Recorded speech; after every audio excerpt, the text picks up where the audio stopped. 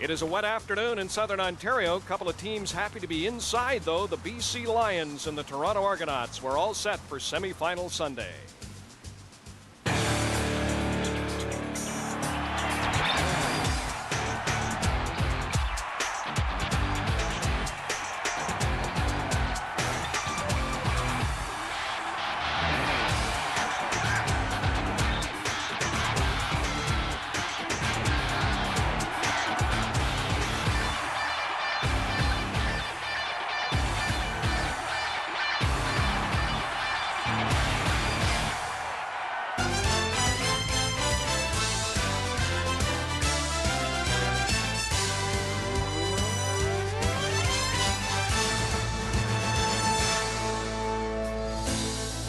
For the second year in a row, the Toronto Argonauts are hosting a Western team in the Eastern semifinal.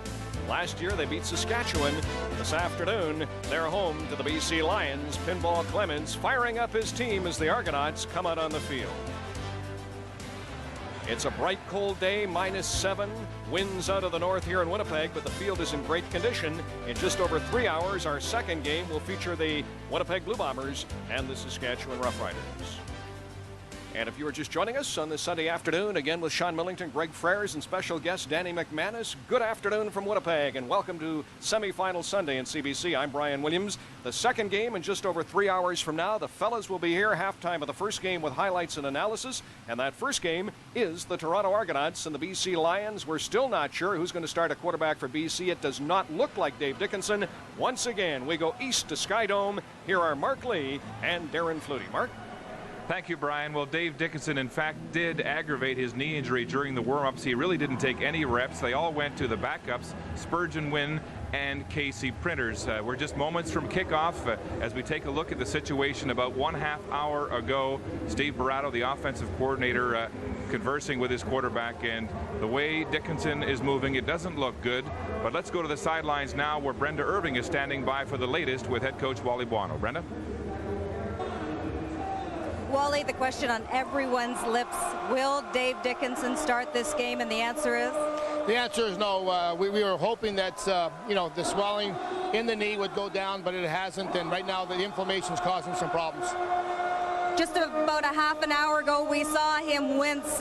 Looked like he tweaked that knee again. Before that incident, was he going to start this game? Well, that was the whole idea why we're going to wait for warm-up, because there was inflammation in the knee, and we felt if we can get the inflammation under control that he might have an opportunity. But, obviously he doesn't. Spurgeon's had a good week of work, and we're excited about him starting. Good luck today. Thank you. So Spurgeon Wynn gets the green light at quarterback today for the BC Lions. He has one career start in this league against the Argos, did pretty well.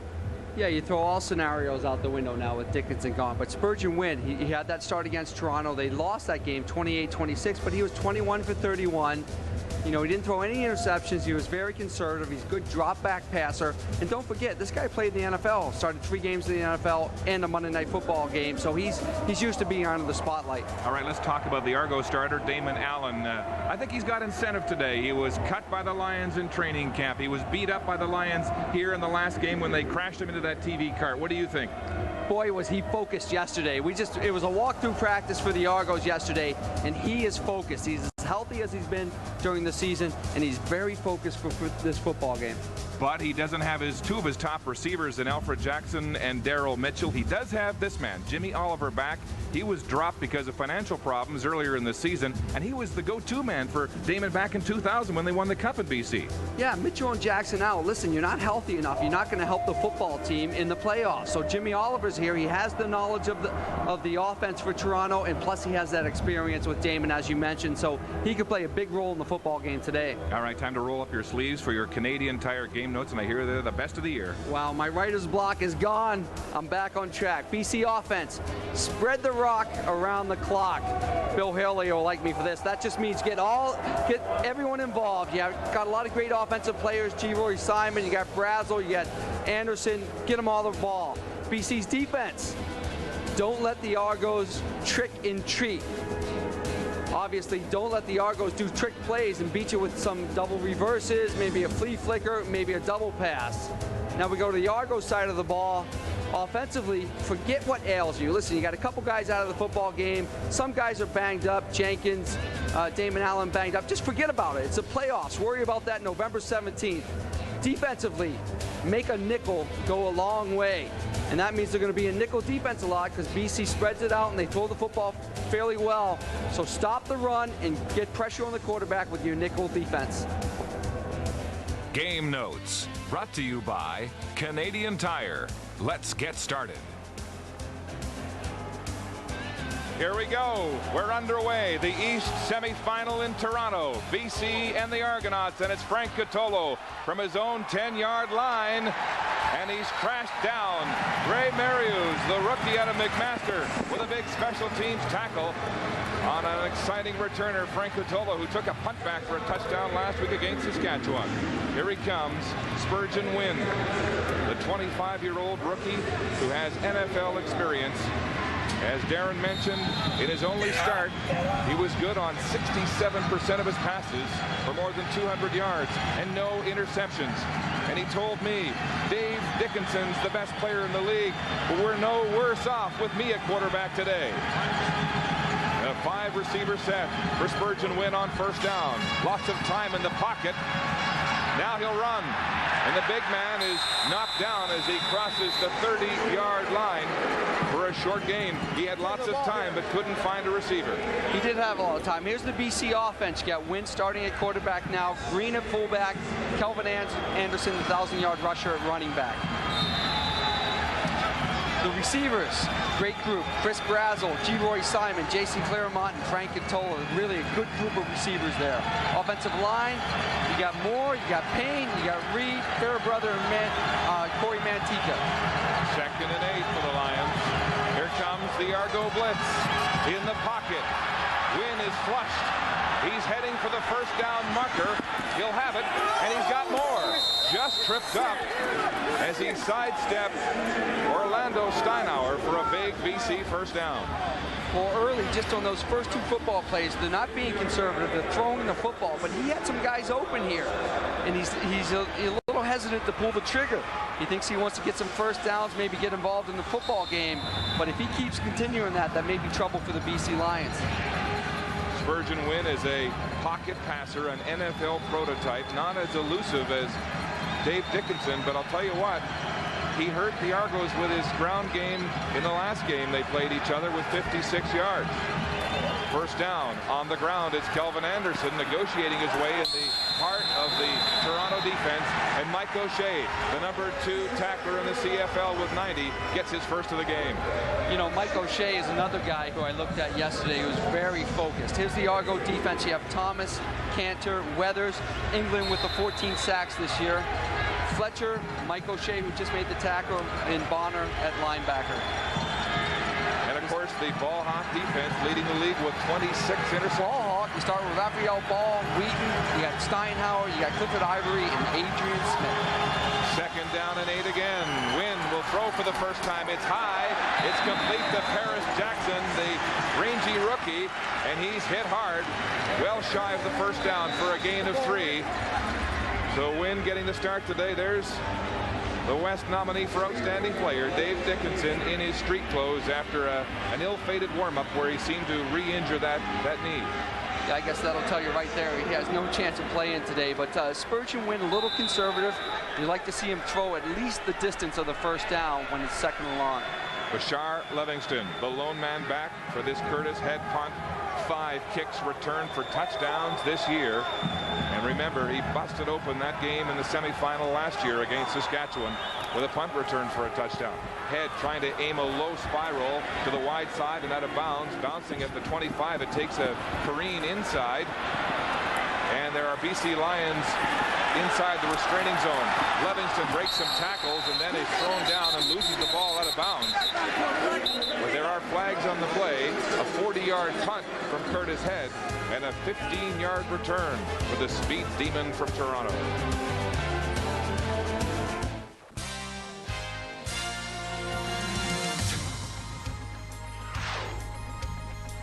The CFL on CBC, brought to you by General Motors and all its divisions. Visit us at gmcanada.com.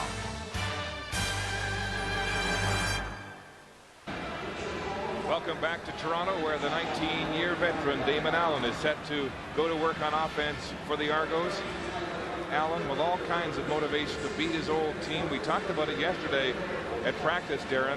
The fact that he was cut late in training camp by BC, the fact that these Lions ran him roughshod into that TV cart and really beat him up. It was like a car wreck right here at Skydome, as we take a look at that scene from August 1st, the overtime victory for the Argos. But that was a very frightening situation, and Allen was not right for at least a month after that, and his season has been downhill since then. In the 11 games since that injury, he's averaged 177 yards a game passing, well below his own expectations. So he's motivated here to make good against his own team. A 5-receiver set. 3 to the wide side. He'll go on the ground, and a big hole for Michael Jenkins up the middle, and he'll be very close to a first down on his first carry of the football game. As we check the starting offensive lineup for the Argos. Damon Allen, as you mentioned, at quarterback. Randy Bowles back from an injury at fullback. Jenkins, who just got the ball. Receiving core, Miles, 1,000-yard receiver. Morielli, Knight, and Oliver coming back. You have Fugo at left tackle, St. John at left guard, Folk at center, Sandy Annunziata at right guard, and Williams at right tackle. Second and less than a yard, double tight end formation, and the quarterback will call his own number and sneak it for an Argo first down. The Lions defense, a veteran defense, and a frightening defense. Yeah, very good defense. Smith at defensive end, Williams at D tackle, Legal at defensive tackle, and Jacobs, who has 10 sacks, at the other end. Akami at linebacker, Simpson and Carl Kidd at the other linebacker. Oh, good secondary right here with Shadwick, Chris, Bray, Washington at free safety, Walker, and Eric Carter. First down, Argos. They go to Randy Bowles, the fullback, who lowers the boom for a gain of about 3 on the play. Bowles, of course, coming back from that high ankle sprain, and he's so important to the protection part of this offense. Yeah, he's really in there for his blocking. I mean, Randy's not going to touch the ball a lot. He's not going to catch the ball out of the backfield, but he's going to block for Jenkins and does a good job of it. Former tight end at Simon Fraser, he does have good hands if they need him to catch the ball. Good point, Mark. Second down and 7. Empty backfield, 6-receiver set. Allen has pressure, throwing it up for grabs, and it was a flat pass to Jenkins, and it was too far. And so the Argos will be forced to punt in their first offensive offering of this East semifinal. Yeah, you got no backs, you got 6 receivers, and they're going to run a rub route underneath, but Kidd comes on the blitz off the edge. He gets pressure on Damon, so he doesn't have time to read the coverage and hit the open receiver. Noel Prefontaine, the leading punter in the CFL, with just about a 47-yard average, and there's a rocket to Frank Catolo, turning on his own 12, beats the first Argo downfield, and then is covered and smothered. Kevin Ivan, the leading special teams tackler, puts the grab on Frank Catolo.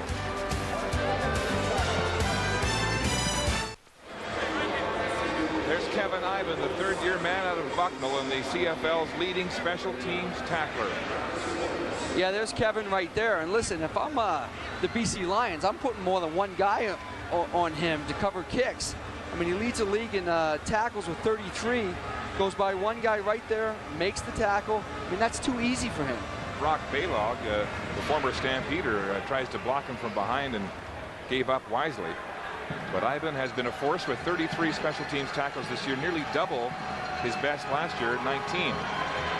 And a tremendous find out of Bucknell University by Paul Masadi, who at the time was working as a personnel man in the Argo organization. Spurgeon Wynn with his second series on offense. You know, Kevin throws it, he comes in on that nickel package also, so he plays a lot of defense, and he also throws in 2 interceptions. So this guy is really making an impact for the Argos, both on special teams and defensively. Well, that's why the Argos have owned special teams, they've owned field position, and they've been a threat to return one for a touchdown. 5 this year by Bashar Livingston and 2 by Tony Miles. 7-1 special teams touchdowns Argos BC. Yeah, and in those 7 returns, out of those games, the Argos are 5-2, which for a 99 football team, that's pretty darn good. The Argo defense tries to be a patient defense, and they'll try to confuse this young quarterback, Spurgeon Wynn. Only his second start of the year, and he's complete to Jason Claremont in the flats, but there are 2 Argos right there, Wheaton and Fletcher, to make the tackle quickly and limit that to a short gain. 4 yards on the play. Yeah, they're just running a quick out by Jason here, and it's covered really well. They're trying to clear out the corner and come Jason into the flat. Maybe he'll have some room, but it was covered well by the Argos. Argos have a very good secondary. I mean, they're very stingy. Second down, 6 yards to go. BC. Argos showing blitz. Here they come again. The ball is away, and it's complete to Chris Brazel, very close to the first down marker. Brazel having a career year, first time over 1,000 yards with 1,111. Yeah, they brought Bonner off the edge here. Get a blitz because they're in that nickel situation. And Spurgeon Wynn makes a great read, just enough for the first down. Good job by the receiver. Just get that depth for the first down. Well, these are high percentage, high confidence building passes for a young quarterback early in the game. And that makes perfect sense. You know, get some completions. Even if you don't get first downs, it gives you confidence that you can complete the football. In the shotgun, handoff, Kelvin Anderson, elusively sliding right through the middle of that Argo defense. And he'll be within a yard of a first down, a gain of 9 for Kelvin Anderson, who, as we mentioned off the top of the show, Pinball thinks might be the key to this game for BC. Yeah, BC really thought they could run the football against the Argos, and we'll see early if they really try to get Kelvin Anderson involved, and that's a 10-yard pickup right there, almost 10, 9.5. Cut by the Argos in training, or rather the Stampeders in training camp. Picked up quickly by Wally Buono as Spurgeon Wynn on second and short sneaks it up the gut. And he just needed about a foot, and they'll move the sticks for a first down, BC Lions. Spurgeon Wynn, you mentioned some of his NFL pedigree. He set a Minnesota Vikings record for attempts and completions by a Vikings quarterback in his first career game. That was 24 of 39 for a touchdown against the Green Bay Packers. Talk about baptism by fire. Yeah, that was the Monday Night Football game, and that's under the bright lights. So, I mean, this kid's been in pressure situations before. Wynn handing off to Anderson again, off tackle right, and he is swarmed by a gang of Argo tacklers. Gain will be about 4 yards on the play. So just like Kahari Jones used his running backs 1 week ago to try to establish some momentum, Wynn is doing that here today. Yeah, you might not have seen this offensive scheme if Dave Dickinson had started, but with Spurgeon Wynn in there, why not start out conservative? Get Kelvin Anderson the football, throw short passes. It gets everyone involved in the football game, and it relaxes everyone. Dickinson, an uncomfortable spectator, now taking to the bench on the BC sideline. Here's the blitz. It's nearly intercepted. Michael Fletcher had the ball in his hands, and there was nobody between him and the goal line. Yeah, they tried to run a run play here, and Michael Fletcher read it like a book. He jumped it, so he switched off his responsibility, who he had, and he jumped Kelvin Anderson coming out of the flat. Almost a big play early in this football game for the Argo defense. Oh, a dangerous pass, too, inside your 30-yard line, your 35, in the flats. And when it's late, it can be deadly. Michael Fletcher, who had 1 interception this year, nearly a big one right there. Curtis had the punt, an average of 39 yards this year. Again, a line drive spiral aimed to the sideline away from Livingston. He'll take it and step out of bounds at the 30-yard line. A 41-yard punt and no return for Toronto.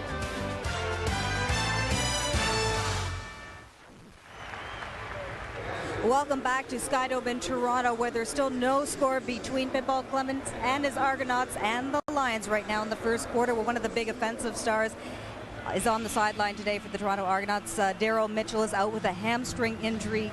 Can you describe what the mood of your teammates was before this game? When we came in today, a lot of the guys was focused. The locker room was real quiet.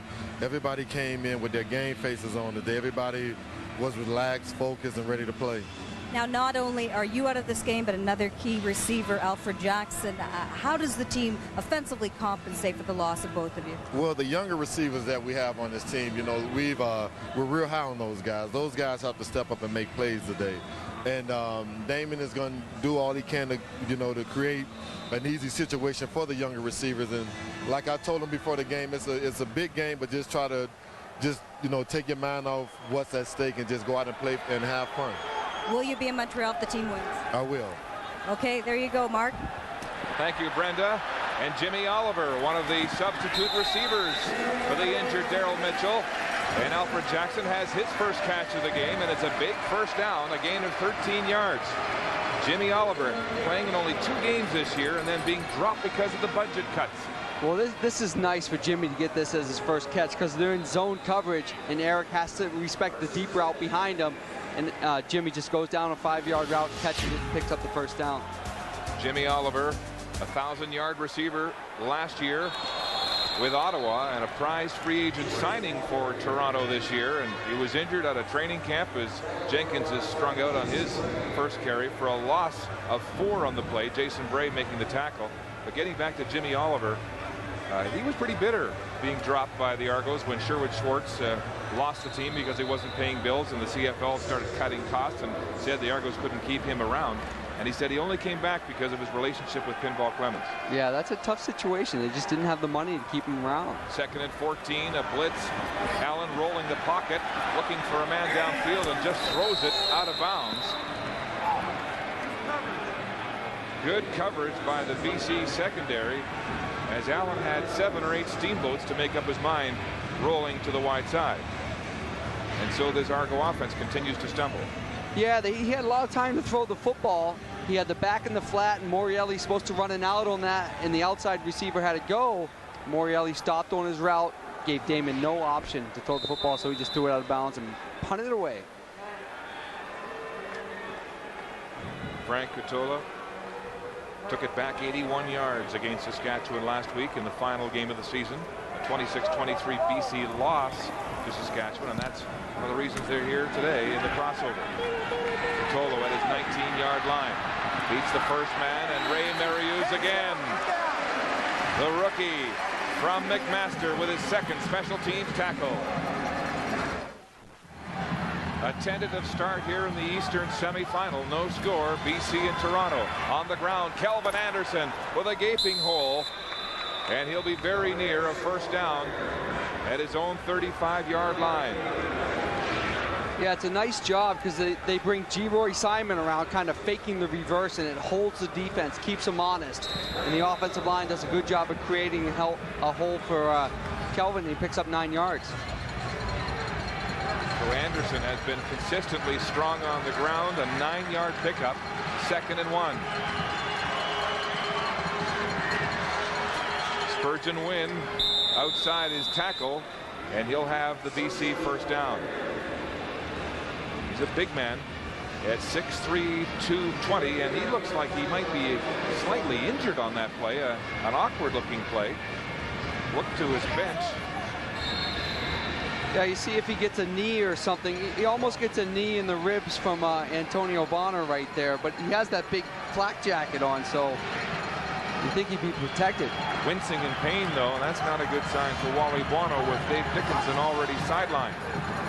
Gingerly handing off to Kelvin Anderson, and Spurgeon Wynn is down again, squatting in behind the play. He gave the handoff in a very tentative way and then went down wincing in pain. This is a terrible situation for the Lions. Dave Dickinson already out with a knee injury, and now the backup, Spurgeon Wynn, experiencing difficulty. What do you think Casey Printer's thinking right now as he sees Spurgeon go down in pain? I mean, hasn't played a lot of football lately, but he may be forced into action. Something happens to Wynn today. 2nd down and 7. There's Casey Printers, the 3rd stringer who took all of the reps as a backup when Dickinson couldn't play. Spurgeon Wynn gets the call at quarterback, stepping up into the pocket. There's pressure, and the Argos have him.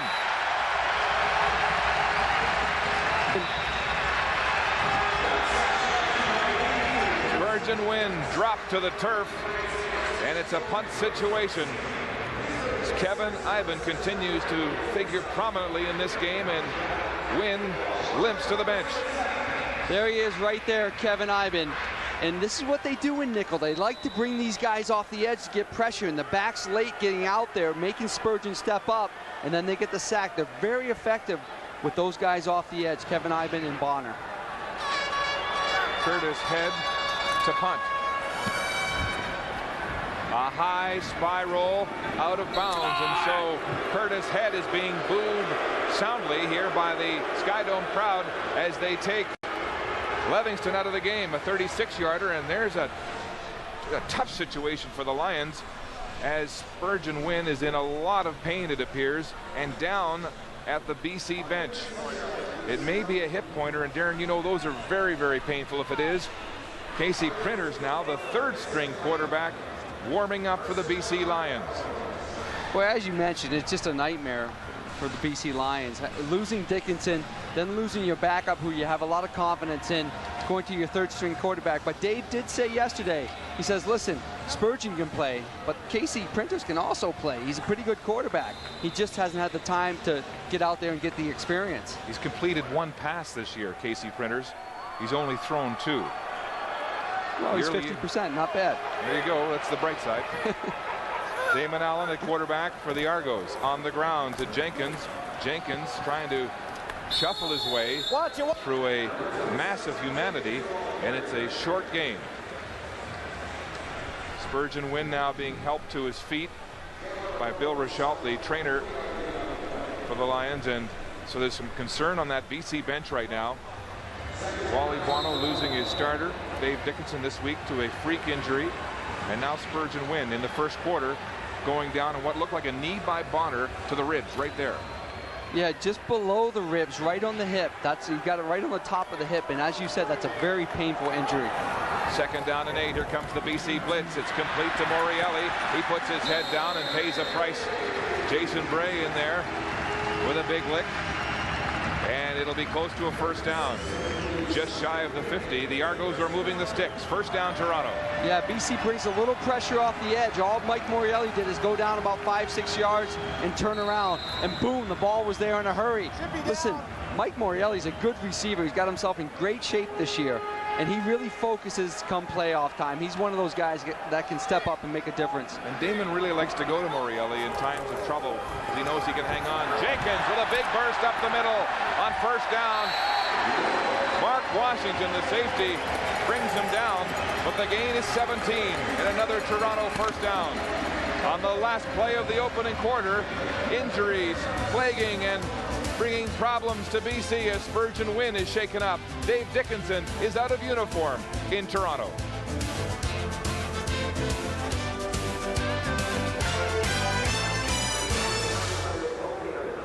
To Skydome in Toronto, that Spurgeon Wynn still experiencing pain after what is perceived to be a hip pointer injury. If indeed it is a hip pointer, Darren, it's an awfully piercing pain. It hurts your rotation. It's hard to throw. It's like someone jamming a knife into your hip. Yeah, there's not much you can do for that injury right now. And the question beckons is Casey Printers come in. Now he's your third guy, but he's also your last guy. Who's next? Well, Jimmy Oliver had a pretty good, or rather, the other receiver, G. Roy Simon, had a pretty good arm in practice as we checked first quarter statistics, and fairly even across the board. Yeah, it is pretty even, only because the Argos really haven't created a lot of offense. But time of possession, BC has dominated. Now, are they going to be able to dominate if they bring in their third-string quarterback? We'll see in the second quarter. There's Casey Printers, spent 3 years at Texas Christian University and then 1 year at Florida A&M his senior year. And you can see that Spurgeon Wynn is still having difficulty throwing the ball. Wally Buono in a tough situation at quarterback. The Argos moving the ball themselves on offense. Jenkins taking the handoff from the shotgun, and he runs into traffic as Tyrone Williams makes the tackle. As we join Brenda. Well, Mark, I just spoke with Lions head trainer Bill Rochelle. He said, yes, indeed, it is a hip pointer injury, but he says that Spurgeon Wynn will endure the pain and head back into this game.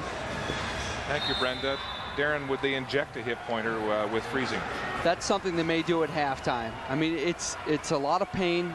but you can play with it if you can move and go into halftime, maybe inject it and freeze it and play through the pain. Argos 2nd and 9. Here's the blitz. Jenkins out of the backfield on the run, breaking tackles.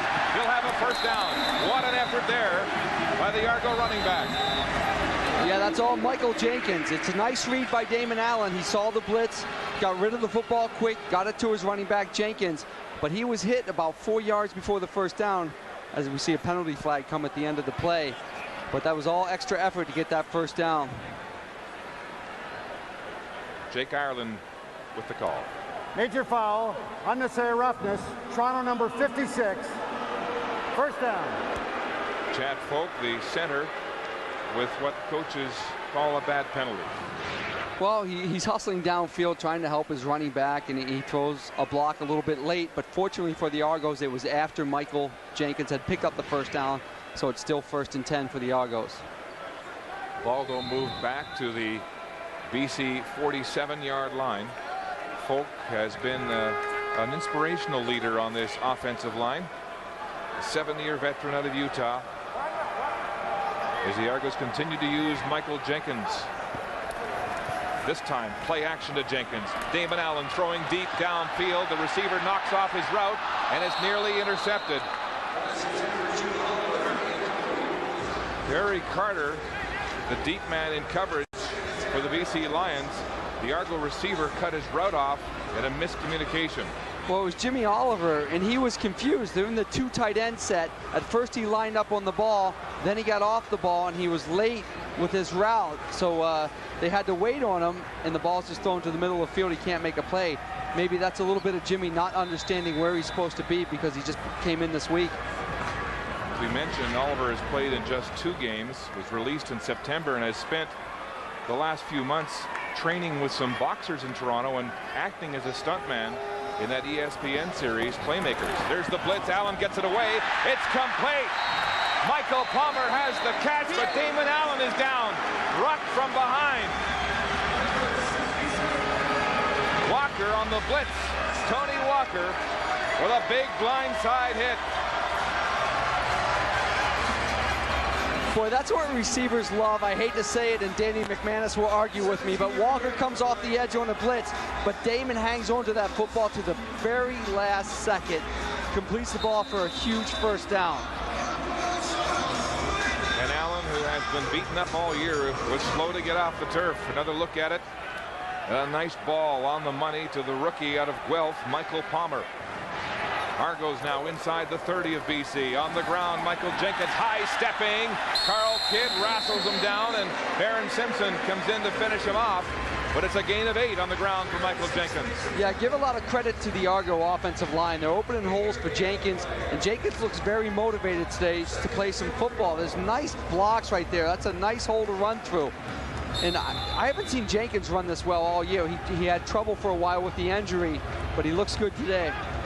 Darren, he needs off-season surgery for his ankle. He's been playing on an ankle that has arthritis in it. And so it's been a painful year for this running back.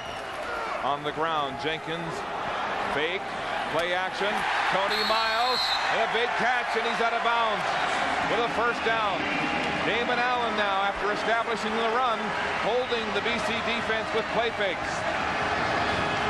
Well, that is what you want to do. You want to run the ball a little bit, and then when they try to play the run, you do play fake, roll out. Damon's good on the move. Tony ran a good route, and down to the 6-yard line, and the Argo offense is looking pretty good right now. Tony Miles, the leading receiver this year for the Argos, 1,005 yards, the only 1,000-yard receiver. And the Argos are threatening here. First and goal from the 7, double tight end formation. They go back to Jenkins, but there's no place to go as the Lions jam it up. Ray Jacobs leading the gang tackling there. We've seen the Argos run a lot of double tight ends, and instantly when you see the 2 tight ends, you think running the football. But they've shown that you can throw the ball out of the football because the defense automatically also thinks running the football, and they lock up in man coverage, and you have opportunities to hit your receivers when they beat someone in man-to-man coverage. The Lions were waiting for that play. No gain. Second and goal from the 7 for the Argos. Would love to come away with a touchdown and not blow this chance in the red zone. Allen rolling to pocket right. Throwing to the corner. It's complete to Lau Knight. Touchdown, Toronto. No, it's incomplete. He dropped it. Oh, what a golden opportunity. Wow, it's a beautifully called play. It's a little rub play right now. Lau Knight rubs off of Tony Miles. You see the two DBs run into each other, wide open. Wow, you got to make that play. It's the playoffs. You got to catch that football. That would have been huge for Toronto. Lau Knight coming into this game because of the injuries to Alfred Jackson and Daryl Mitchell. And Damon Allen slumps to the bench after a perfect touchdown pass. He's in and out of the arms of the Argo receiver. And so Noel Prefontaine will attempt this field goal from just inside the 15-yard line. Kevin Ivan stands up. It's a fake, an unorthodox fake. It's blown down. This time Lau Knight has the catch, but the whole thing was blown down.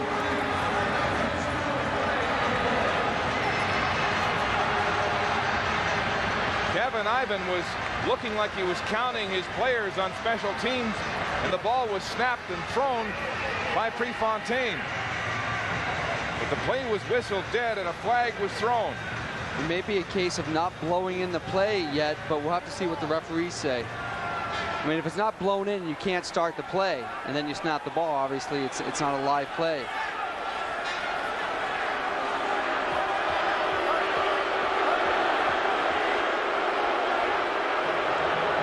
Frustration on the Argos' part. They thought they'd fooled BC with a trick play.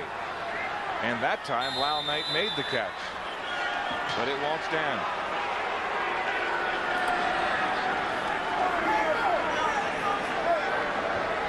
They'll try it again from the 14. Prefontaine good on 7 of 8 in the last game they played, and this time the left-footed kicker puts it through from 14 yards out. So the Argos are on the board first and frustrated in Toronto.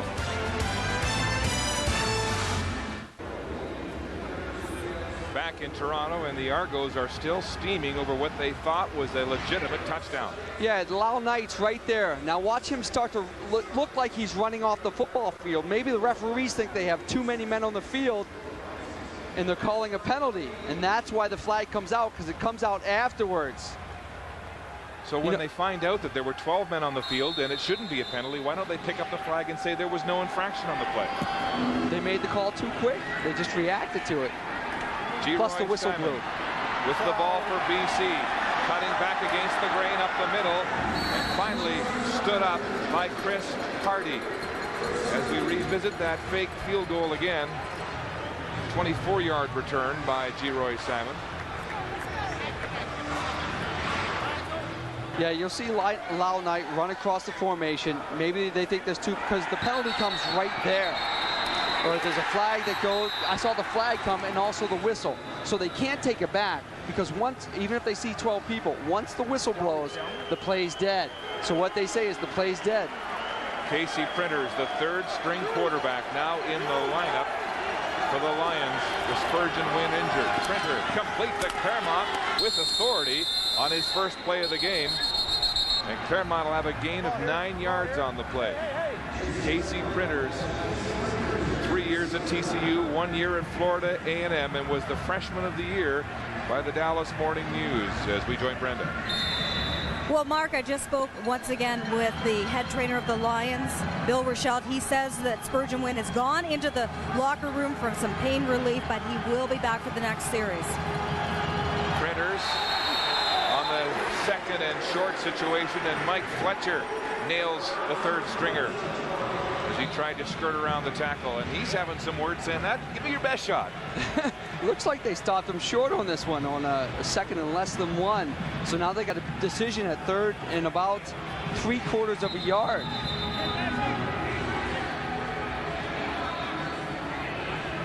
Well, it is a third down situation and less than a yard. The ball just across the 45-yard line of the BC Lions.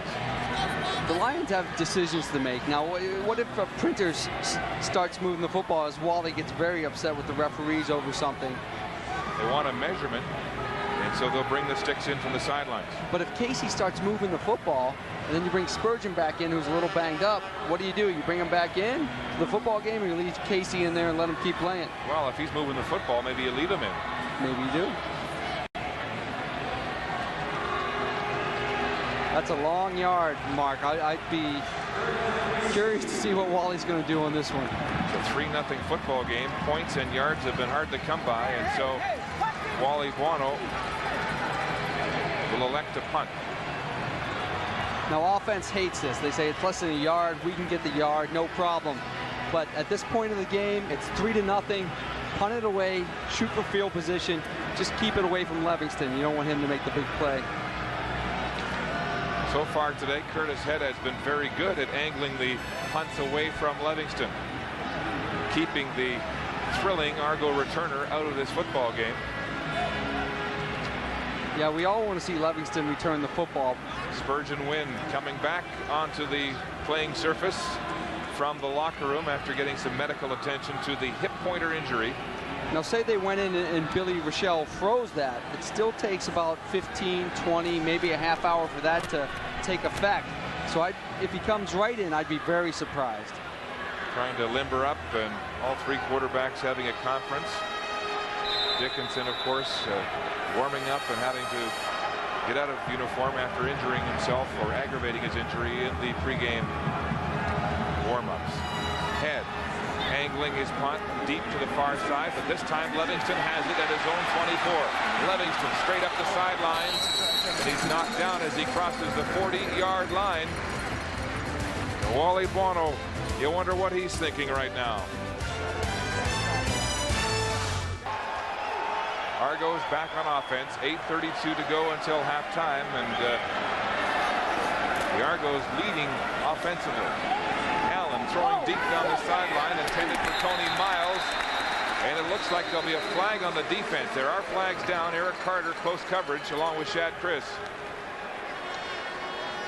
Shadwick Chris is a very good defensive back, and Tony Miles tried to get a little stop and go, a little double move, and Damon gave the pump fake to the left side. Pass interference, BC number 21, first down. Tried to come back to Tony, but Chris had it covered well.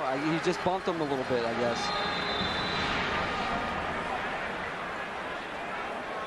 Yeah, he sticks that arm out there to slow Tony up. That's what they called for pass interference. So a big break for the Argos and a first down across midfield.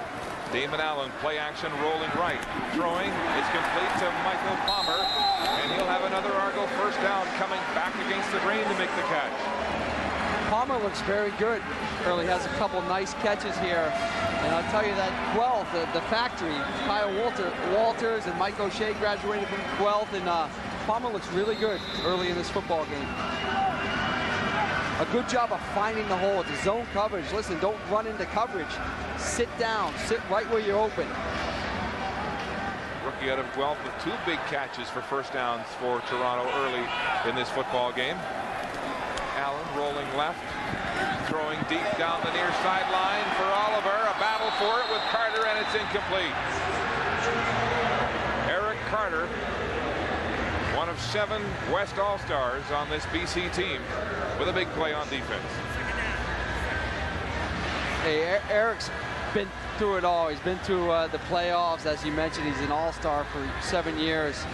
He knows these games, and he knows it's time to step up. And I don't expect to pick on Eric Carter today or Chris on the other side. I think more of the slot backs will be involved in this football game for the Argos.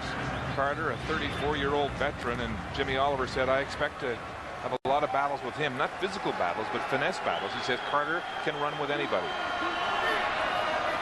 Second down, 10 to go. Allen with lots of time across the middle. Tony Miles wide open, breaks a tackle, heads for the first down marker, and a flag late on the play. Yeah, the flag comes so late. It almost looks like offensive interference because it was a rub play on both sides for the Argos, and Tony finally came loose. But the penalty's called so late. If he's going to call the rub, he should. Pass interference. Toronto number 18. Repeat second down. Mike Morielli running offensive pass interference and that will negate that completion. Yeah, they're just trying rub plays to get guys open, and Mike a little aggressive on his rub, but he got him open. And I'll tell you, if Damon didn't throw the football to him and complete it for a first down, the penalty never would have been called. But then the referee saw the completion, and then he threw the penalty. Flag came down after the tackle. So perhaps your analysis is bang on. For once. The Herminator, of course, back from injury on that D-line for BC. Here's Damon Allen stepping up, wanted to go deep. Now he has to scramble. He's caught from behind. The ball is loose, but it's blown down. Carl Kidd with the sack from behind, catching up to Damon Allen. 3 sacks this year for Carl Kidd at the linebacker position. Yeah, Damon's trying the half roll left, get the defense to move left, and come back to a couple in routes from his 2 receivers on the right side, but they were covered very well. Didn't give Damon a chance to see Morielli up the left seam all alone, because he was looking back to that right side. So a promising looking drive for the Argos ends in a punt from Prefontaine. Low punt. Bouncing at the 13 on the first hop. It's Catolo, and he's got no place to go. Chris Hardy down there to limit the return to 1.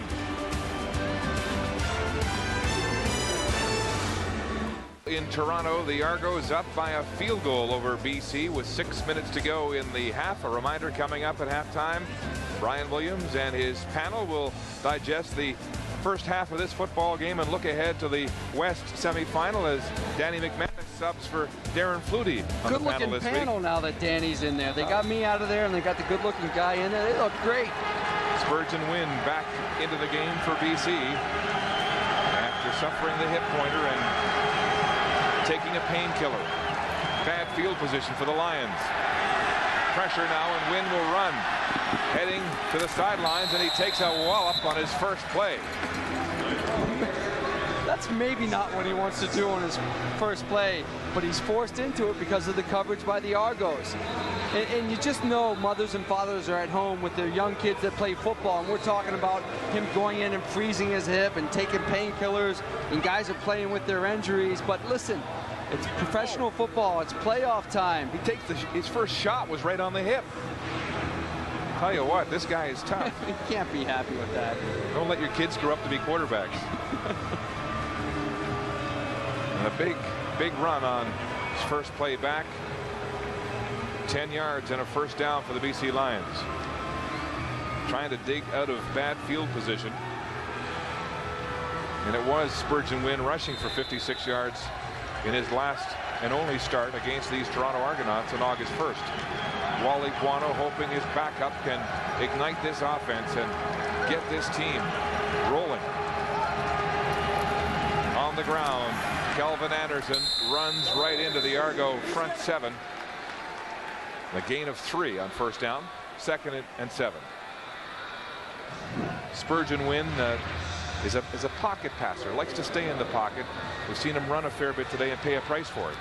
Yeah, you can almost see the Argo defense saying, okay, Spurgeon Wynn's banged up, Dickinson's not in there, let's focus on the run. If we're going to lose today, Spurgeon Wynn's going to have to beat us with that bad hip. So I don't expect the BC Lions to be able to run the football that well the rest of the game. Big Mike O'Shea, the heart and soul of this Argo defense, prowling again today.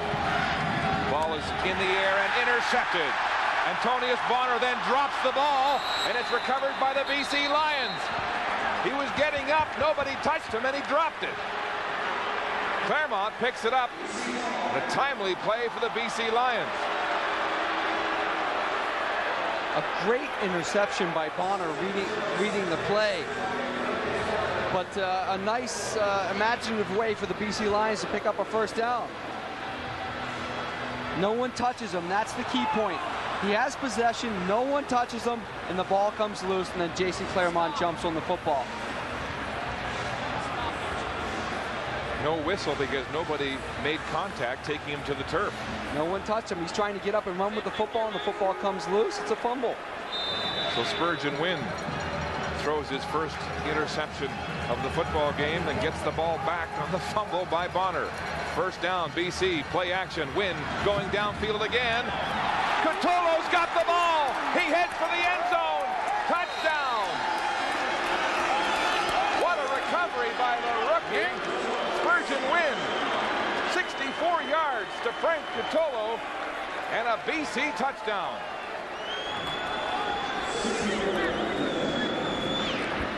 Again, they used the play action fake because Anderson ran the ball well. Antonius Bono just undercuts that just a touch, and it's so well thrown by Spurgeon Wynn, just out of the reach of the defender. And boy, Cutolo, what a job he's done through the year, and now he steps up in the playoffs with a big touchdown for the BC Lions. Oh, and a big confidence-building play by the quarterback who had been intercepted, came right back and showed us the big arm that he possesses. The point after is good, and Spurgeon Wynn is back. You talk about guys showing toughness, and we see it all the time, but he is really showing toughness today to get back in this football game. Now keep an eye on Antonio Bonner. He's coming from your right, and he undercuts it right there. And then he goes for the touchdown. It's a great throw. There's just no question about it. It's a great throw by Spurgeon Wynn. 1 yard under, it would have been picked. Frank Cutolo, the West nominee for Rookie of the Year, in a big play here. The first touchdown of the game, his 9th of the season. The rookie out of Eastern Illinois, who had an 81-yard punt return for a touchdown last week. His encore today, a 64-yard pass and run. Yeah, we talked with Bobo Bilovich a little bit yesterday about him. As you can see, I don't think Spurgeon's worried about. He feels a lot better after throwing a touchdown. But we talked with Bobo Bilovich about Frank Cutolo, and boy, he just couldn't say enough good things about him before they got him here to the BC Lions. So Cutolo helps to ignite this slumbering BC offense on a big 64-yard pass and run from the backup Spurgeon Wynn, who couldn't even throw the ball before he got medication for his hip pointer injury, and he looked terrific there with all kinds of zip on the ball. Cutolo savoring his touchdown, and we're back underway. It's Levingston at his own 15. Levingston trying to set up the run. He gets outside, and he's pile driven down to the turf at the 35. Mark Watchman in to make the tackle. Revisit that last drive. The interception by Bonner. He gets up and just drops the ball. There's Jason Claremont to jump on the fumble. And on the very next play, Spurgeon Wynn goes deep to Frank Cutolo. 64 yards. BC goes in front 7-3. That's a turning point right there. Bonner has the interception. Toronto would have the ball in scoring position, but he fumbles it, gives it back to BC. And as you said, on the very next play, they take advantage of that and they get the touchdown. So I'm a little bit lucky, but they capitalize when they have the opportunity. That's what you have to do. 3:32 until halftime. Allen goes back to Michael Jenkins, running hard up the middle, and he'll have a gain of 6 yards on his first down carry. Jenkins in back-to-back seasons, his rookie and sophomore years, over 1,000 yards, set a single-season Argo rushing record, breaking Dick Shadow's old mark. Went to the Houston Texans last year in the NFL, came back a little heavier, and with that injured ankle, has struggled this year with just over 800 yards rushing. The injury definitely hindered him, but he really looks like he's running the football well today, and they're sticking with him late into the second quarter. 2nd and 4. The pass is short, intended for Jenkins, and incomplete. Damon Allen struggling to build some momentum on this Argo offense here in the Eastern semifinal as we hit the 3-minute warning. Back in Toronto, the Lions leading 7-3 on the Cutolo spectacular touchdown. And Noel Prefontaine to punt again for the Argos, who've had some trouble putting together drives here today. Yeah, we knew they'd struggle on offense a bit, but you thought their defense could pick it up and make some plays for them. Cutolo to the far side, breaks the first tackle. Another. Flags are down, and he's finally stopped shy of the 30-yard line. A 42-yard punt by Prefontaine, just a 7-yard return. But a penalty on the play, and as we await that call, we'll join Brenda. Well, Canada's University Football Championship will be held here at Skydome 3 weeks from now, and Derek Martin is the event organizer. And Derek, this is really a celebration of Canadian university ball. It sure is. It's a great celebration of all the great teams that are playing from coast to coast. We've had some great games so far this year, and we're looking forward to a fantastic game on Saturday, November 22nd. How would you describe the state of university ball in this country right now? I think it's experiencing a really strong resurgence. There's been some great crowds in Laval, St. Mary's, all the way across the country, and hopefully it culminates here on Saturday, November 22nd. Good luck and have fun at the event. Thank you very much. Let's go back now to Mark and Darren. Thank you, Brenda. A penalty for an illegal block to Kelly Lochbaum has put BC in tough field position. Spurgeon Wynn with some good reads, complete to Anderson out of the backfield, and Anderson has a BC first down. Well, Spurgeon Wynn now looking relaxed, a bit more composed, and in no pain. He does look relaxed back there, and we talked pregame about Kelvin Anderson out of the backfield, and it's a perfect example. Kelvin doesn't give you a lot of moves. Listen, he catches the football. He knows to get north and south. He knows to pick up a first down, and like you said, Spurgeon looks very relaxed, and you might see a lot of that dump-off stuff. First down, Lions. 2:11 and counting to go until the half. On the ground this time, Kelvin Anderson, and he's tackled immediately by Marvin Thomas. The gain will be about 1 as Thomas came in from the end position and crashed right down on the running back.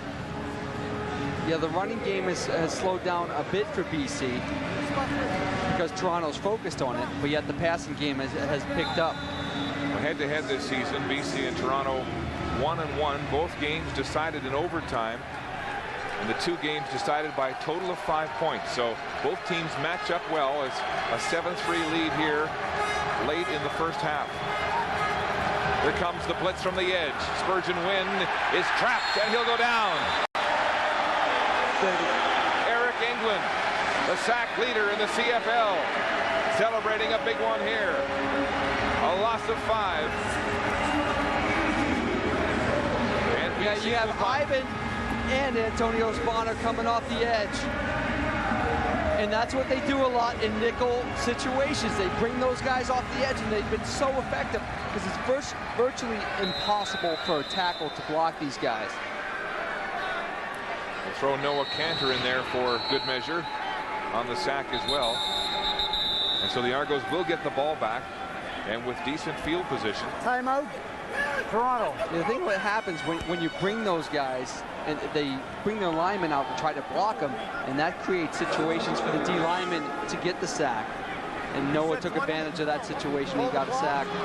Well, this is interesting. The Argos called a timeout last year in the Eastern semifinal, just before Bashar Livingston returned the ball 74 or 76 yards for a touchdown. Livingston back with Tony Miles. Between them, they have 7 kick return touchdowns. This could be deja vu all over again. To quote Yogi Berra. Maybe a punt return for a touchdown. Curtis Head standing at his 12. The Argo returners cross at their own 50. A good deep punt angled to the sideline. Livingston has it. Livingston trying to get to the other side of the field. He won't get there. Breaks a tackle from Baron Simpson and finally wrestled to the ground, but there are flags down at the 44. A 43-yard punt, just a 3-yard return, so the Argos unable to get a big return there. Yeah, Curtis Head is doing a great job of pinning the ball into the sidelines. No yards. BC number 37. First down. That'll help the Argos in terms of field position. They'll start this drive just across the center field stripe. Yeah, the no yards penalty is not a bad one to take if the ball bounces and it's of the 5-yard variety. But if it's in the air and you have no yards, that's a pretty big hit. You get 15 yards forward, and now, as you said, they're into the BC Lions territory. Damon Allen, I asked him if he was really motivated to beat his old team. He said, I won't say anything. I'll keep that to myself, but I do want to win. Yes, in a worst way. He's got a chance here to let a drive go with 1:20 until the half. Complete to Tony Miles on a line. And now the Argos are at least in field goal range. And a big first down. Nice play call in weak side. Michael Palmer comes out from slot back and picks for Tony. Tony comes in on the slant and then brings it back out to the corner and beats the deep coverage over top, and they complete a nice about 20-yard ball. Gets him into field goal range almost. 1:10 and counting in the first half. In the shotgun, Damon Allen. It's low and behind Michael Palmer. Incomplete. Palmer was open. He's had 2 big catches today. Yeah, I'm really impressed with Michael Palmer. He's doing everything well. He's getting open. He's catching the football. And on the last catch by Tony Miles, he's doing his job. He's running Miles' defender off, kind of getting a little rub for him and creating situations where the other receivers can get open. And that's what you have to do as a receiver. Making the team out of training camp as a rookie out of Guelph. He has been an excellent young Canadian in this Argo starting lineup. 2nd and 10. Flat pass. Jenkins out of the backfield, cuts it upfield, but Eric Carter is there to wrap him up, filling from the corner position. And the gain will be a couple, but the Argos are in field goal range. Yeah, nice job of moving the football, but you wonder why they throw the little swing pass on 2nd and 10, where there's not a real good chance to pick up that first down. But they're in field goal range. You come out of the half 7-6. They're in good shape. Prefontaine with 22 of the 28 points scored by the Argos on August 1st in the game against BC will attempt his 2nd field goal of the game from the 40. His longest this year, 49. Hits this one hard and good. So the Argos draw to within a single point on a 40-yard Prefontaine field goal. 37 seconds to the half. As we talked about at the top of the broadcast, special teams have nurtured this team throughout the season.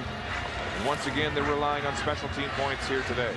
Yeah, we haven't seen the big plays maybe we thought from the return game, but Prefontaine, as I said earlier in the show, I mean, he's got the experience. You look on the other side where he doesn't have the experience. That again gives the edge to the Argos. Well, Curtis Head shanked his last attempt in this building, a 39-yarder in overtime for a single. And that's how BC lost. And you know, athletes sometimes play well in some buildings and not so well in others.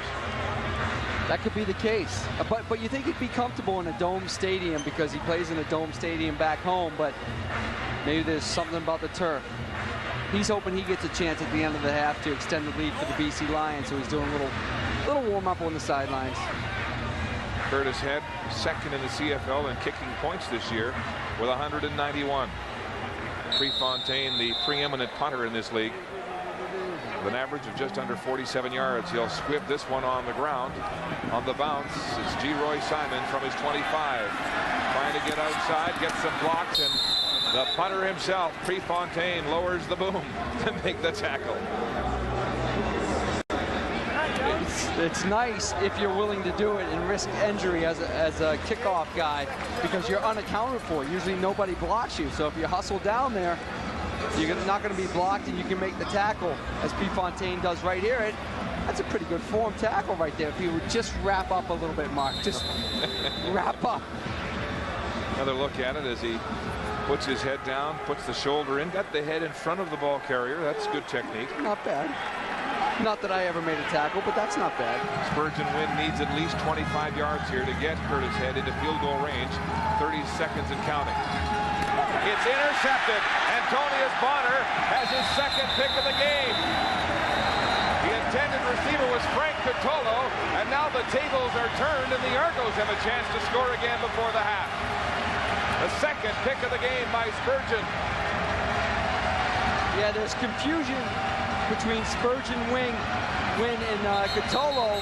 He thinks he's breaking in, but then he breaks back out and he throws the ball right to Bonner. And this time Bonner doesn't make the mistake of trying to hold on to the ball and fumble it. He goes down, which is a good move because they're 5-10 yards from being in field goal range right now. Well, Bonner with 2 interceptions to match his season total, 2 in this first half. Now Damon Allen trying to make swift work down the sideline. Miles, a leaping catch and a big Toronto first down. Dusting himself off, the speedy wideout.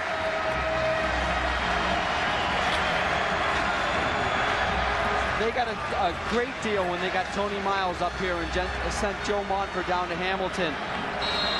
as you said, he's the 1,000-yard receiver here for the Argos, the only one that was consistent throughout the year. And he knows it's the playoffs, and he's stepping up and making football plays for him. 18 seconds to go until the half. First down, Argos at the 25. Michael Jenkins winding his way up the gut.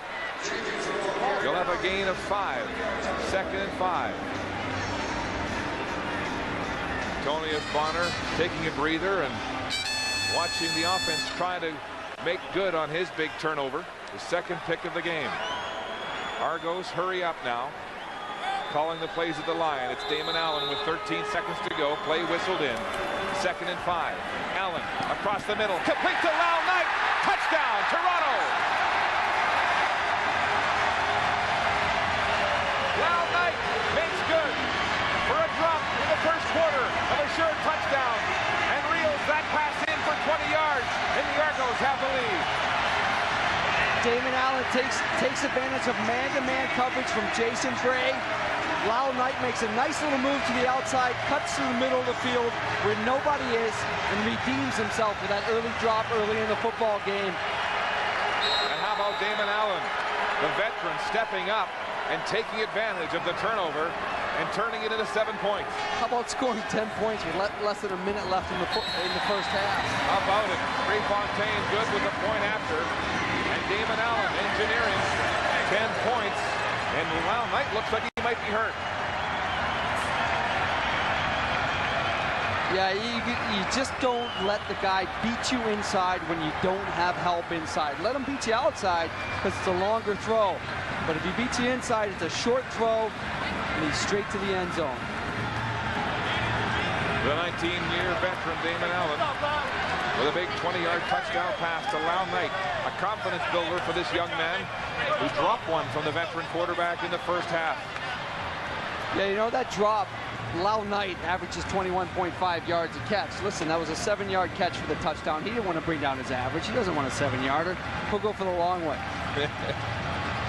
So with 6 seconds to go, the Argos have taken the lead 13-7. And we'll go into the half on a high note. Wally Buono has had a tough first half in the pregame, realizing that Dave Dickinson was too hurt to play, having his backup get hurt. Spurgeon Wynn, and then Wynn comes back into play and throws 2 costly interceptions. That kickoff bouncing out of bounds at the Argo bench. Was it touched? Because if it wasn't, I think it was touched by the BC Lions, so it's their ball right there. And I don't like that kick. They ticked off an extra second down to 4. There should have been 5 because he barely touched it for a second. Are the Argos saying they touched it? No, Argos didn't touch it. They might be saying they touched it, but they didn't touch it. BC did, but they've given the Lions tremendous field position. Yeah, but they ticked off that extra second to make it 4, so they really only have time for 1 play. But with that strong arm from Spurgeon Wynn, you know, if he scrambles a little bit, he could throw it into the end zone. Yeah, this G-Roy getting on it, knowing you don't have to get possession. This is Canadian Football League. All you have to do is knock it out of bounds. What the Argos were so animated about. Maybe as G-Roy knocked it out of bounds, it deflected off an Argo at some point. I thought it hit an Argo. I thought it hit Crum. Yeah, I thought it hit Crum. Yeah, we'd have Simon onto Crum. You'd have to get a better angle to see if Crum is in bounds or not when it does hit him, if indeed it did hit him. 4 seconds. A 3-man I formation, make it 4. And now they'll sprint to the wide side of the field. Snap, and it's kicked by Brett Anderson. Bouncing, and Steinauer has it for Toronto. Now, Steinauer with some speed after breaking a tackle. He fumbles the ball, and it's knocked out of bounds by the Lions on the last play of this wild first half in Toronto. Low scoring, but wild. Injuries hurting the Lions at quarterback. Turnovers hurting the Lions. A controversial, blown down, fake field goal that turned into a touchdown for the Argos. But they've got the lead, capitalizing on turnovers, and a 13-7 lead as we join Brendan. Well, Pinball, plenty of momentum shifts in that first half of play. What does that late touchdown do for your team's confidence heading into the second? That's huge for us. Antonius Bonner made a big play early on, got an interception in their position and lost control of it trying to get up off the ground. He was the guy that turned her, and they scored a touchdown right after that. He turned back around, made another interception, made the big play. We got a score before half, huge momentum shift. Now, how do you explain the officials whistling the play dead on that touchdown early in the quarter? We talked about it before the game, so they had an idea it was coming. But when you're in the midst of the game, it happens. We haven't played a perfect game yet. They're not going to be perfect. We'll just keep playing hard. I saw you talking to the officials. What did he have to say about it? Did you ask him about that? He just said he made a mistake, and that's part of the game. Good luck in the second. Thank you so much. Now let's head out to Winnipeg and Brian Williams in the panel. Thank you, Brenda. We'll have highlights and analysis coming up after the break, but some quick thoughts on that first half in Toronto. I think the biggest thing is the momentum that Toronto has. They look at BC, they're flat. It doesn't look like anything is really happening for them, and Toronto's going into the locker room, jumping around, ready for the second half to get going. It'll be interesting if Toronto go back to Jenkins. They had a lot of success in the first quarter with Michael Jenkins, and then started to throw the ball. Now that they have the lead, they might go back to Jenkins. And BC had a lot of big breaks. They had a drop ball by Mike Fletcher, which should have been picked off. They had Antonius Bonner, who actually dropped the picked off ball that I think it was Claremont recovered, and they still weren't able to take advantage of it. So they've really got to pick their game up if they hope to get going in the second half. All right, we'll take a break here in Winnipeg. When we come back, the panel will have highlights and analysis from the first half in Toronto. The Toronto Argonauts lead the BC Lions by a score of 13-7.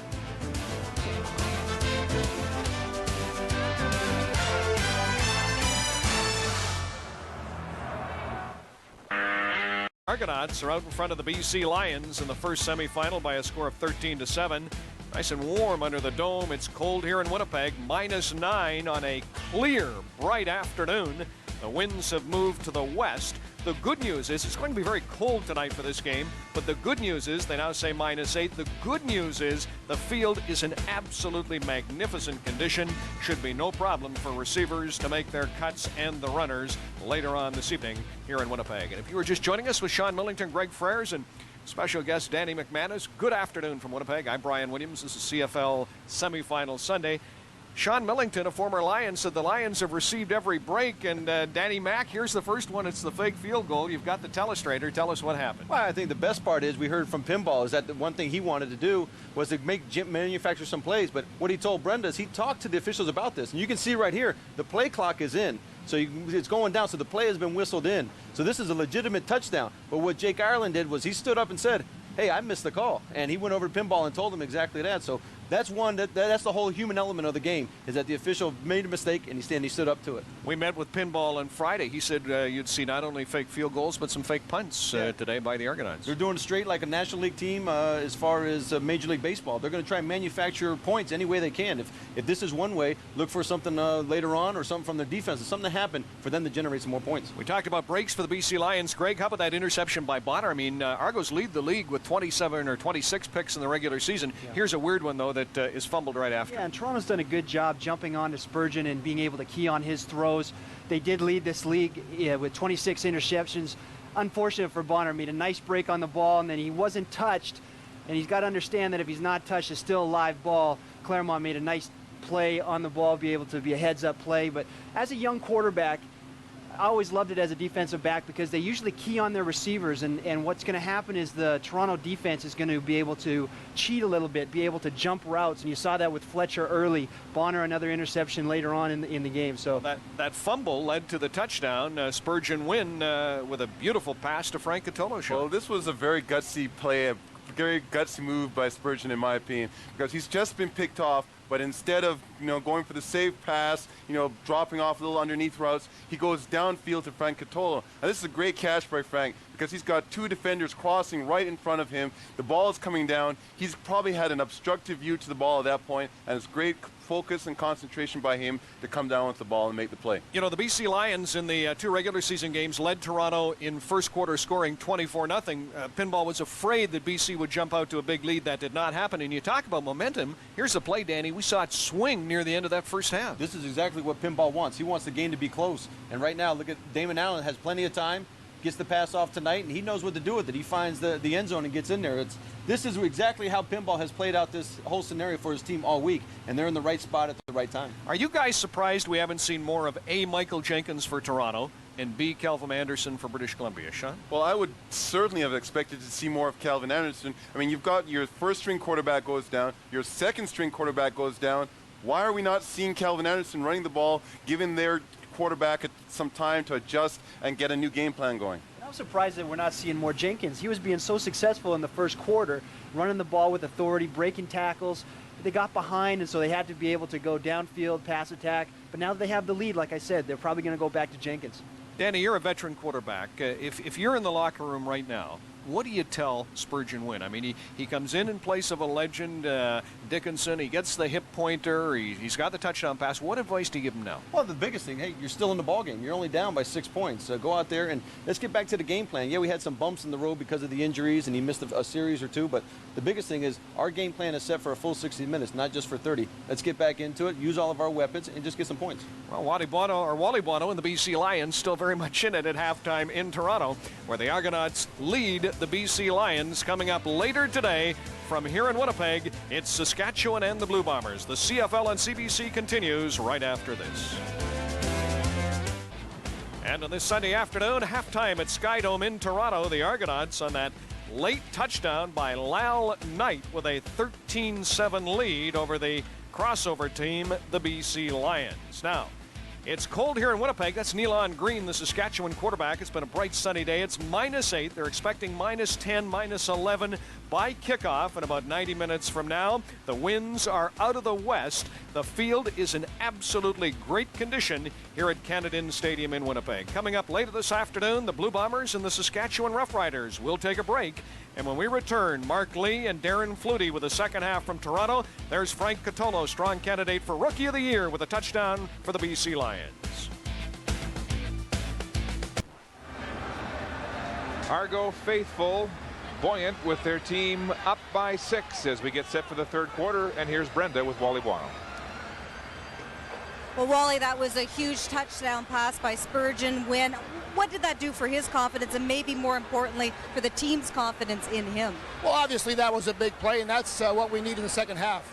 It's a very tight game. We expected it to be that way, and like I said, we got to make one more play than they do. What's the single biggest adjustment you'd like your team to make in the second half?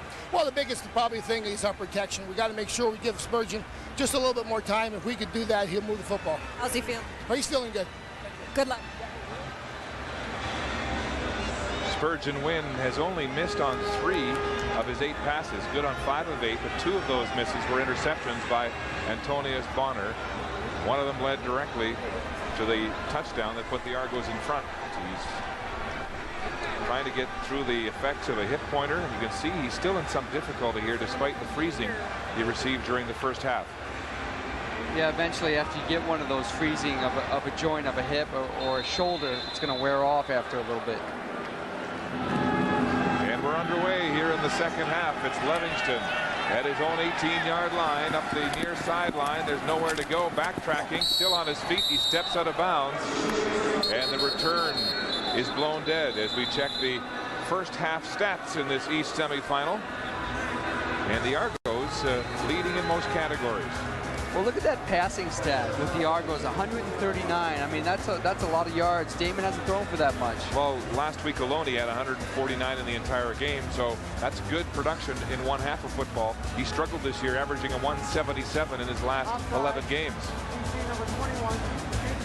And with those receivers out, with Mitchell and Jackson out, you would think that the Argos weren't going to be able to throw the ball as well. And yet that's been the best part of their game today. Shadwick Chris was offside on the kickoff, and so we're going to do it all over again here at Skydome.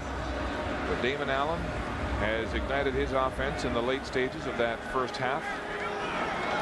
You mentioned without Alfred Jackson and Darryl Mitchell, he went back to Lal Knight, who dropped the sure touchdown in the first quarter, and Lal Knight grabbed the second and put his team in front. Heads kickoff again to Livingston at the 25, and it's the same return straight up the sideline, breaks a tackle, cuts inside, and is caught from behind. Ron Ockamy makes the tackle, and there's some pushing and shoving after the play, and a flag down.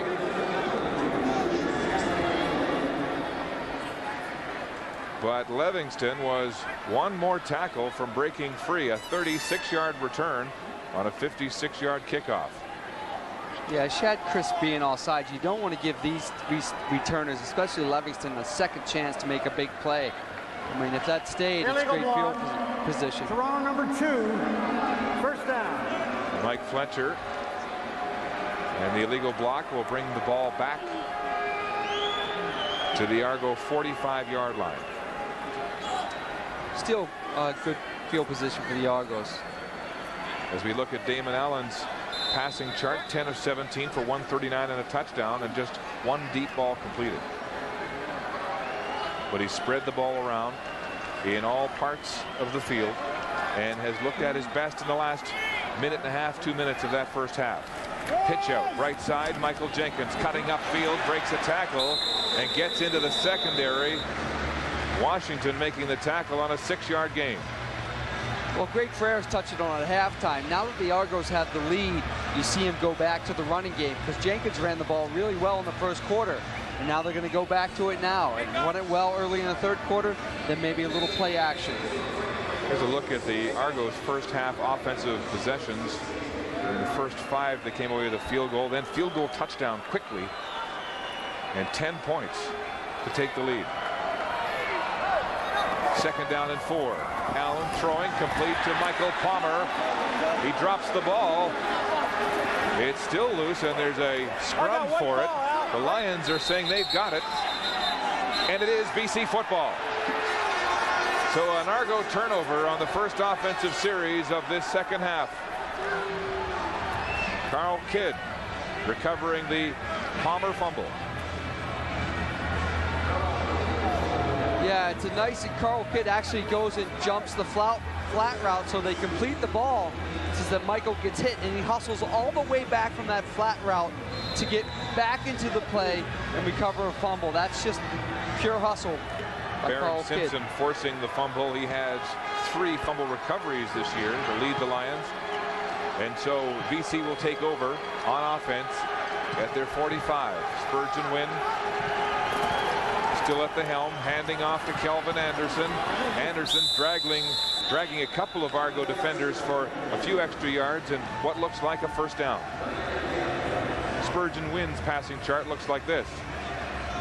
Yeah, 5 of 8. The only thing really hurting him there are those 2 interceptions. He got lucky on one of them. And of course, he has that 64-yard touchdown, but lucky on one of those interceptions that Bonner fumbled it and gave it right back to him. Hey, lucky that Fletcher dropped that one sure interception, and he was gone to the end zone had he held on that flat pass inside the 35 of BC.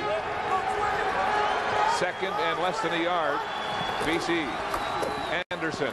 He'll have the first down. Fletcher stands him up, and the Argos drive him back across the line of scrimmage.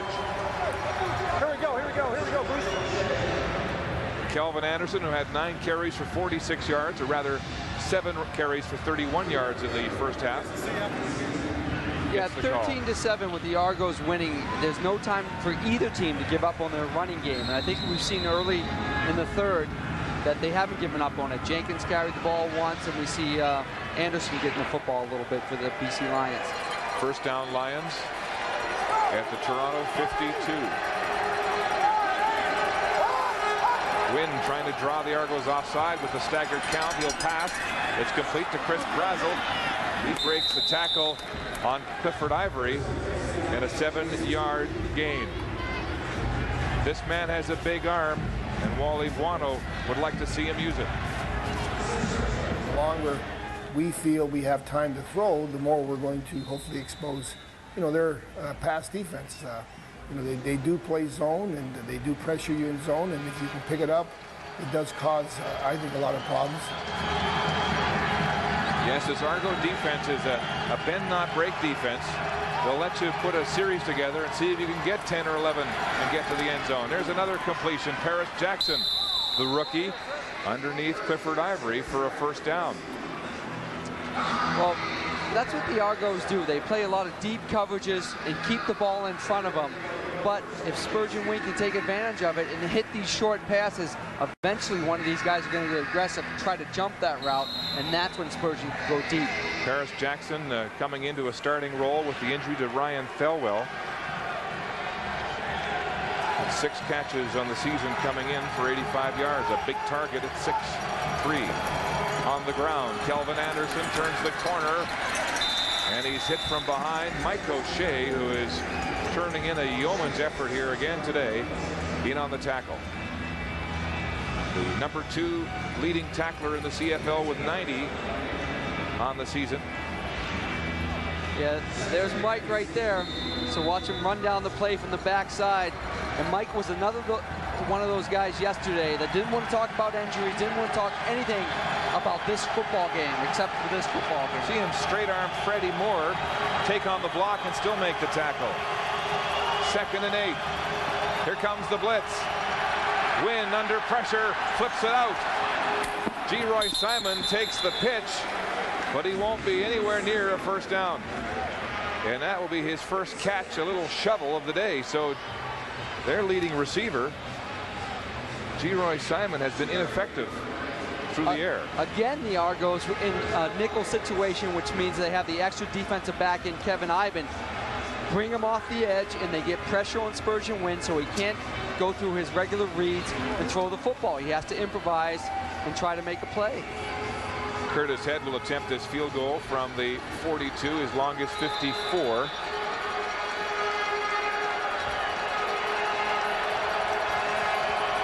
Printers with the pin, head down and wide.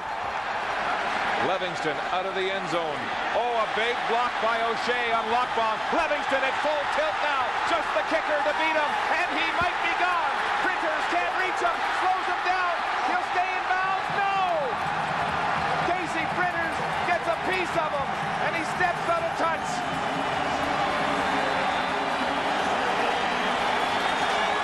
Livingston thinks he's got a return. The Argos are upset with the call, but big Mike O'Shea with a big block. Bashar Livingston wants to see this replay for himself. A 79-yard return on a missed field goal, and he just steps out of bounds. Yeah, you knew it was going to happen at some point, and here it is right there. There's Mike O'Shea, and watch this block on Kelly Lockbaum, the spring Livingston. Boom! And you knew it. It's a big play waiting to happen, Livingston. And he just barely steps out of bounds at the end of this return. Printers comes from behind the play to make an excellent shot at Livingston and just get him out of bounds, or he was gone. Let's take another look at the tail end of that 79-yard missed field goal return.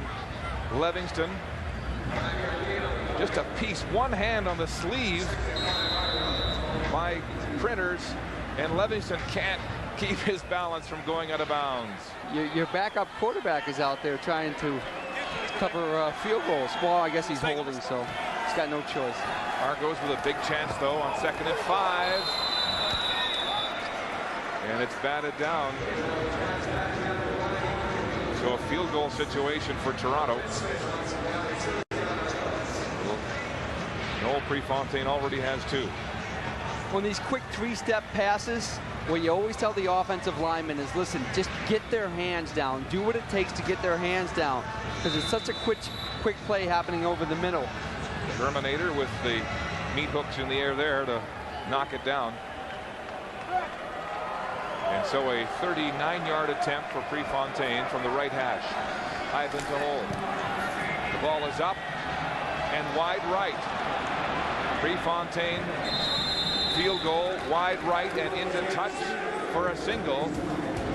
So the Argos will move ahead by a converted touchdown here in the 3rd. Dave Dickinson, the West nominee for Most Outstanding Player, a bystander today because of an injured knee. In his place, Spurgeon Wynn at the controls, and reminding you now to check us out online and tell us who you think played tough today. Who's your warrior of the game? Wynn, O'Shea, big block on Lockbaum. He's been all over the field on defense. Antonius Bonner with 2 picks today. So A few candidates to consider at the end of the third quarter for Warrior of the game. Spurgeon Wynn on the ground, handing off to Kelvin Anderson, and there's nowhere to go there. Stopped right on the line of scrimmage. Eric England limiting that gain to 1. Yeah, not to beat it to death, but I think what the Argos really want to say to the BC Lions is, listen, we're going to stop the run. We're going to stop Kelvin Anderson and let Spurgeon Wynn try to beat us throwing the football. England heading to the bench. He's playing with a turf toe. It's been injected with painkillers, but this is his 30th game of pro football. He played in the Arena League before coming up here. Back to pass, Spurgeon Wynn, lots of time. Now some pressure. He steps away. Wynn to run. Oh, and he's hit hard. Michael Fletcher, one of the toughest hitters on this Toronto defense, makes contact there. He's wearing his second helmet this year. He already wrecked the first one. There's, again, Kevin Ivan coming off the edge, creating pressure, making Spurgeon step up and creating a situation where they don't pick up the first down. Again, on these nickel situations, they're blitzing him. Watch where Fletcher makes the hit. Boom, right on the hip again. The injured hip of this quarterback. Curtis Head to punt. Argos with 2 lethal returners back, Livingston and Miles. Head angling that one and dangerously close to being blocked. He goes out of bounds at the Argo bench, but Clifford Ivory was right there. Argos with good field position on offense when we come back. Back in Toronto, the Argos go on the ground on first down to Michael Jenkins. And there have been good first down production right up the middle today on the ground for Toronto. Yeah, anytime you pick up 5, 6, 7 yards, you get yourself in a position where you're 2nd and 5 or less. You're in a good situation for an offense because now you can either run the football or throw the football to pick up the first down. 2nd down and 4 for Damon Allen and the Argos. He'll go right back to Jenkins, fighting his way for what looks like a first down. Jenkins running hard between the tackles today, ignoring the pain of arthritis in his injured ankle. Yeah, that's that great situation of 2nd and 4. You spread them out. Damon's in the shotgun. They're thinking pass, but you only got 4 yards, so you hand it off to Jenkins. He picks up 5. You get the first down. More options on 2nd down when you get that good first down production. Allen in the shotgun, throwing deep down the near sideline. Lyle Knight's got it. Oh, a big catch and a huge first down. Lyle Knight, who made up for his drop with a big touchdown to end the first half, and a huge catch there. Yeah, we're watching Tony Miles right there, but Lyle Knight on the left side, he's the 3rd guy in the slot, beats Jason Bray on the corner route, and again, Damon Allen had time to throw the football, puts it right on the money, and he's making up for that drop touchdown in the first quarter. Well, Pinball Clemens said that the difference this time for Lyle Knight in this game is the endorsement he's getting from his coaches.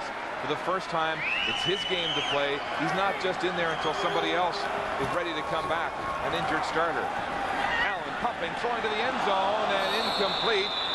A bullet out of the hands of Lyle Knight, who was screaming across the field at about the 2-yard line. Yeah, the ball goes off his hands. It's a nice route, little corner move, then he comes back to the inside, wins on the route, and Damon really hums this high. It's a catchable football, but as a receiver, when you come across that middle, you'd love to have it low, so you can just go down on the ground, make the catch, and protect yourself, but he's open, he's running great routes, and that's a good sign for the Argos. But that endorsement, when the coach says, "You're our man, we need you today," that goes a long way to boosting a guy's confidence. Oh, sure it does. But look at the coach's point of view. They got no choice. They got Mitchell and Jackson out. They got to endorse him. 2nd and 10, the blitz, the ball's away. Complete to Jenkins at the 10, to the end zone. Touchdown, Toronto.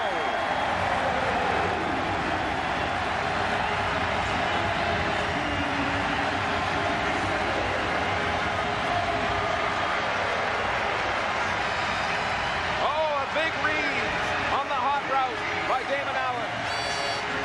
Yeah, BC is bringing everyone. Damon reads it, and what you usually do is keep your running backs in to protect your quarterback, but smart move by the Argos. Don't keep Jenkins in. Let him go out for the route. Oh, yeah, they fooled the Lions. That's Jenkins' first receiving touchdown of the year. The point after by Prefontaine is good. And the Argos open open a 2-touchdown lead at home.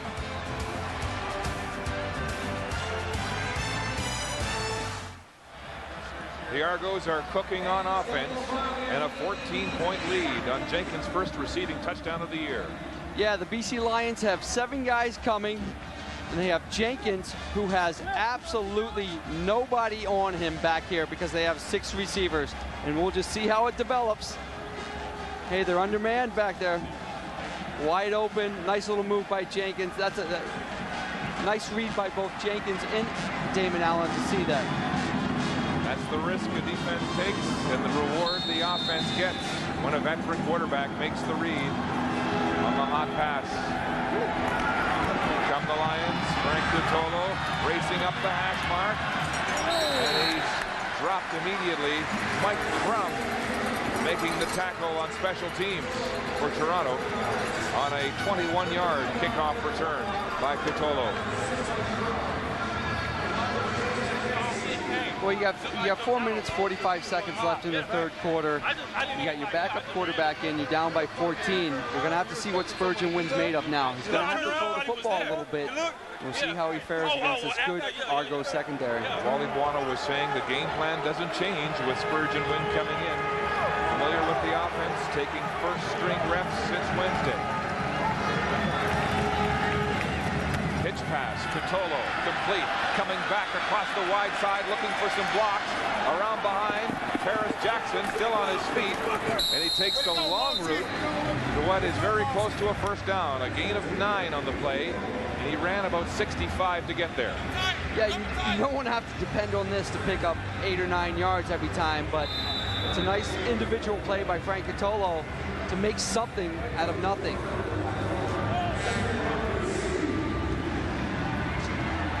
It'll be second down. And about a yard to go as we check the quarterback comparison, and the veteran almost 2-1 in passing yards and touchdowns.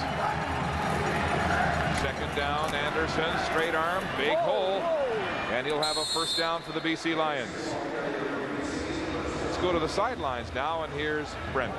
Well, Bobby Ackles was named president of the BC Lions about a year and a half ago. He was given the task of rebuilding the fan base in Vancouver. How successful do you think you've been? Well, I feel pretty good about that we have turned the corner.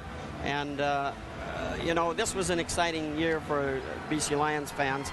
It's not very exciting right now, but there's still a lot to play in this game. But it's a matter of, you know, getting back in the community. And we've been very successful in the community this last 12 or 14 months, and so I feel pretty good that things are starting to come back again. Any similarities between the situation in Vancouver and the situation here in Toronto? I think it's quite similar. It's quite similar to what happened in Montreal a few years ago, and you know, it's just a matter of working at it and being a little bit lucky and having the right people to do the job. It's not rocket science. Congratulations on doing a wonderful job with the Lions. Thank you very much. Let's go up now to Chris. Thank you, Brenda. Bobby Ackles doing a great job at BC. Getting the fans reacquainted with that football team. Nearly 30,000 last week in the final game of the season against Saskatchewan. As they go to G. Roy Simon, and for Dave Dickinson, this must be not only painful to watch as he limps, but painful to move around. A knee injury that has kept him out of this football game and hamstrung his football club on offense. Well, again, the BC Lions are in 2nd and 10. They run a route that's only 5 yards. He's tackled when he catches it. It's just either the receiver has to run a deeper route or they need to call a different play. Sturgeon Wynn has a better arm than Dave Dickinson, but Dave Dickinson might have the best eyes in the league, and if he can help impart some of that to his backup, it might help here in the second half. On the bounce, 20 miles left to go out of bounds. No return as the Lions continue to keep the ball away from Bashar Livingston. 5 kick return touchdowns this year, and in this game 1 year ago on the punt return reverse, he took it back all the way. Well, we've seen already what a difference he can make. And again, I'll say it's smart for the BC Lions to kick it away from him. The one time he gets a chance on that missed field goal, he takes it back and gives the Argos great field position. They had a 79-yard missed field goal return that, but for a few inches on the sideline, stepping out of bounds, he was gone. Single tight end offense. Oh, and a big tackle up the middle. Ray Jacobs stacking up that run play to Jenkins.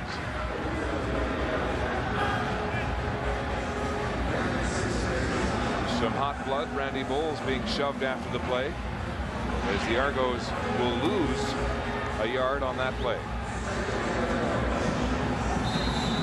Well, the Argos now, you want to run the ball a little bit. You want to chew some time off the clock, but don't go into a shell and get conservative. Do what you've been doing that's been moving the football. Sprinkle in your play action and throw the football a little bit. 2nd and 11. Complete to Lyle Knight across the middle. Jason Bray makes the tackle. Close coverage and a well-thrown ball by Damon Allen. He'll be shy of the first down. The gain is 8. Oh, no, wrong guy. But Lyle Knight is the same exact play that they ran for the touchdown. Bray covered a little bit better this time, and now he makes the tackle just 2 or 3 yards before they get the first down. Dave Hutton, the umpire, had to do the limbo there to get away from that ball. He was right in the line of fire. So the Argos will punt. As Annunziata and Allen compare notes and get set to regroup.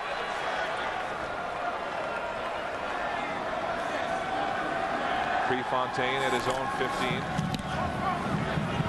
Bertolo will take this one at his own 36. Gets around Hardy, then dragged out of bounds. The Argo punt cover has been superb today. Kevin Ivan in the vicinity again. A 44-yard punt and a 19-yard return.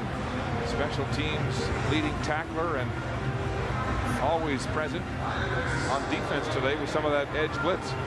Yeah, Kevin Ivan is just simply a great football player. He makes the special teams tackles, and then he comes off the blitz and puts pressure on the quarterback. His previous best was 19. This year, 33 to lead the CFL. Some explosive downfield tackles. Kevin Ivan, a big asset, a third-year man out of Bucknell for the Argos. Wynn with time now. He's flushed by Marvin Thomas. Thomas comes after him again. And England will finish him off. Eric England, the sack leader in the CFL. Third today. His game high, 4 sacks. Yeah, England got the sack, and he had good pressure on the quarterback, but you look at the receivers for the BC Lions, there's nobody open. And when the play breaks down, and Spurgeon Wynn starts to scramble, there's nobody getting open for him, trying to scramble or shake their defender to get open for him. Argos are doing a great job in their secondary of locking down the receivers. The loss of 6. England gutting it out with that injured turf toe. Wynn stepping up. He'll throw and complete it to Paris Jackson. Inside Clifford Ivory. Jackson diving for more yards. He'll have a gain of 12, but be shy of the first down as the third quarter ends in Toronto.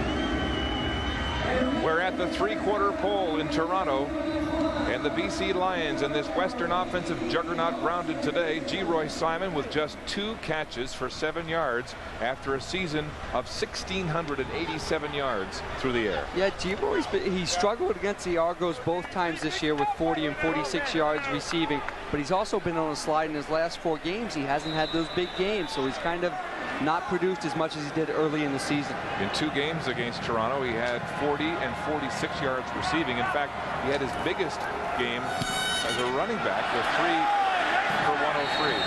That was a shank punt out of bounds, and Curtis Head has had 2 short punts and a missed field goal Well, that's what the threat of the return from Livingston will do to you. You're going to kick it out of bounds. Occasionally, you're going to kick it out of bounds too far right. There's the stats after the third quarter. And again, 211 yards passing for Damon Allen. I think that's the big stat, because he hasn't thrown for that in a long time. He hasn't thrown over 200 yards. Don't let him snap the ball. Don't let him snap the ball. Damon Allen, in fact, has not thrown over 200 yards in almost a month. You got to go back to the Ottawa game, the 13th of October. But in the last 11 games, he's averaged 177 yards passing. He had one of his best games against BC in July, 411 yards and 2 touchdowns. As Wally Buono goes over what looks like his lineup card. But that last punt by Curtis Head, it's just 7 yards to go with a 22-yarder earlier in the third quarter, and he's been struggling trying to keep the ball away from Livingston. But you look at this football game with the Argos, all the trouble they've gone through this year with ownership, the league taking over the team. They go 9-9. You think they're going to be eliminated right away. They're 14 minutes and 46 seconds away from going to the Eastern Final with Montreal. And you got to give Pinball Clemens a lot of credit for that, for keeping this team together and keep playing hard. You're darn right about that, as we remind you to get your vote in. The Warrior of the Game, cbc.ca/CFL. It is amazing that the Argos even made the playoffs with all the injuries, the team losing its ownership, taken over by the CFL. Jenkins up the middle for a handful. Players losing money, losing side deals they had with the previous owner, Sherwood Schwartz. Many of them disgruntled, but here they are. And Michael Jenkins has really carried the mail for this football team. Been a threat out of the backfield through the air. And Michael Clemens was telling us yesterday he'd love it if they never had to throw a pass today, because Jenkins is so versatile. And there's the big touchdown through the air on that blitz. It puts Toronto up 21-7. Pressure now. Allen gets the ball away on the tip. Mike Morielli. Oh, good hands. Baron Simpson got his hands on it. And on the tip drill, Morielli is sure-handed himself.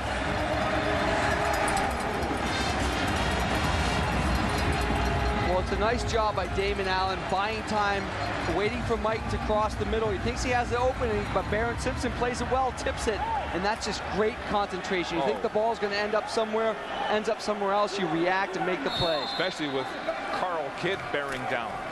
He held on. Allen intercepted by Eric Carter, stepping in front of Jimmy Oliver, and Carter has the ball for the BC Lions. And Damon Allen was rocked as he threw that pass and is still down. The Argo starter is prone, and Eric Carter rises up on defense.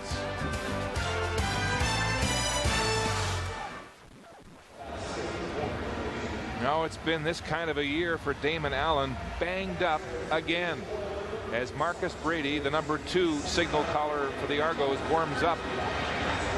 And here's how it happens. There's Jenkins right there. He's going against Bernard Williams.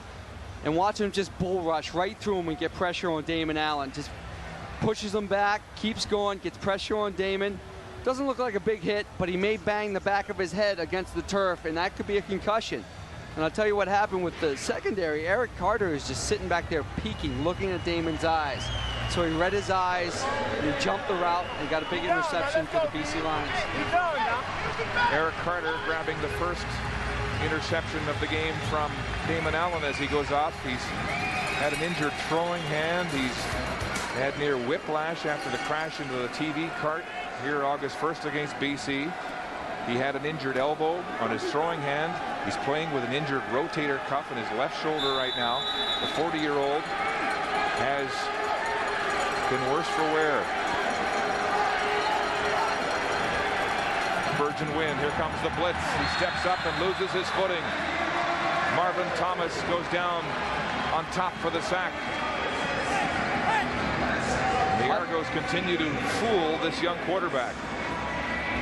Geez, again, you get Antonio Bonner coming off the edge, creating pressure on Spurgeon Wynn, and they've been doing this all day. The BC Lions just don't have an answer for this defense. They don't have an answer for it.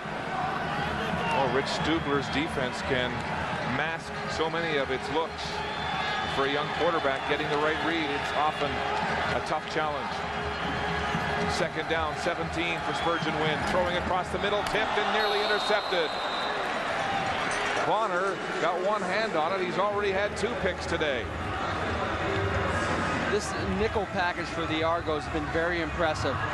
They're bringing those up. They're bringing Bonner. They're bringing Ivan a lot. Even when they don't, they drop them off because they have them in a 2nd and 17 situation. So you don't have to blitz them, and they're patient. Just let them complete the balls in front of you, make the tackle, make them punt it away. Curtis Head, 7-yard punt on his last offering. The Argos put pressure on him, and he tried to angle it. This time the Argos will set up a return. Head angling to the sideline, and again he gets it out successfully in front of Bashar Livingston, and the boos come up from the crowd. They want to see a return as Marcus Brady heads out now at quarterback for the Toronto Argonauts. Damon Allen injured. Brady had a rough start in the last game against Calgary. He was good on 1 of 6 passes, 16.7%, and 1 interception. And Damon Allen had to replace him even though he was hurt. And Allen led the Argos to an ugly 13-12 victory. Yeah, Damon Allen played great football for 3 quarters and part way into the 4th quarter, except for that 1 pick. Now Brady just has to hold on to 14-point lead. Dr. Dave Greenberg administering Allen as Michael Jenkins gets the call again on the ground for Toronto. And on the BC bench, Casey Printers is warming up. He spelled Spurgeon Wynn for a series or 2 when he had the hip pointer injury. And now the 3rd string man for BC is getting ready. For the backups into service in droves here today at quarterback on both sides. Allen firing the look in, complete to Tony Miles, breaking a tackle, and there's the 4.3 speed that excites everybody in Toronto. A 23-yard gain and a Toronto first down. I just love Tony Miles as a football player. He's so fast.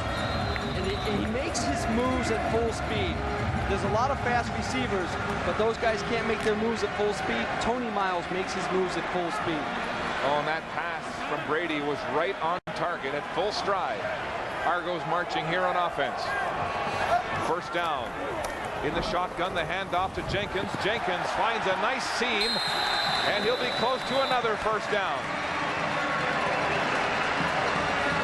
That'll keep the clock ticking here in the 4th.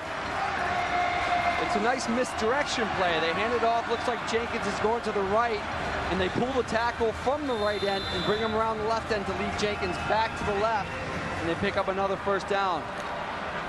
Jenkins now with 88 yards on the ground. Brady. First down again. Play action. No, he'll give it to Randy Bowles. A great fake.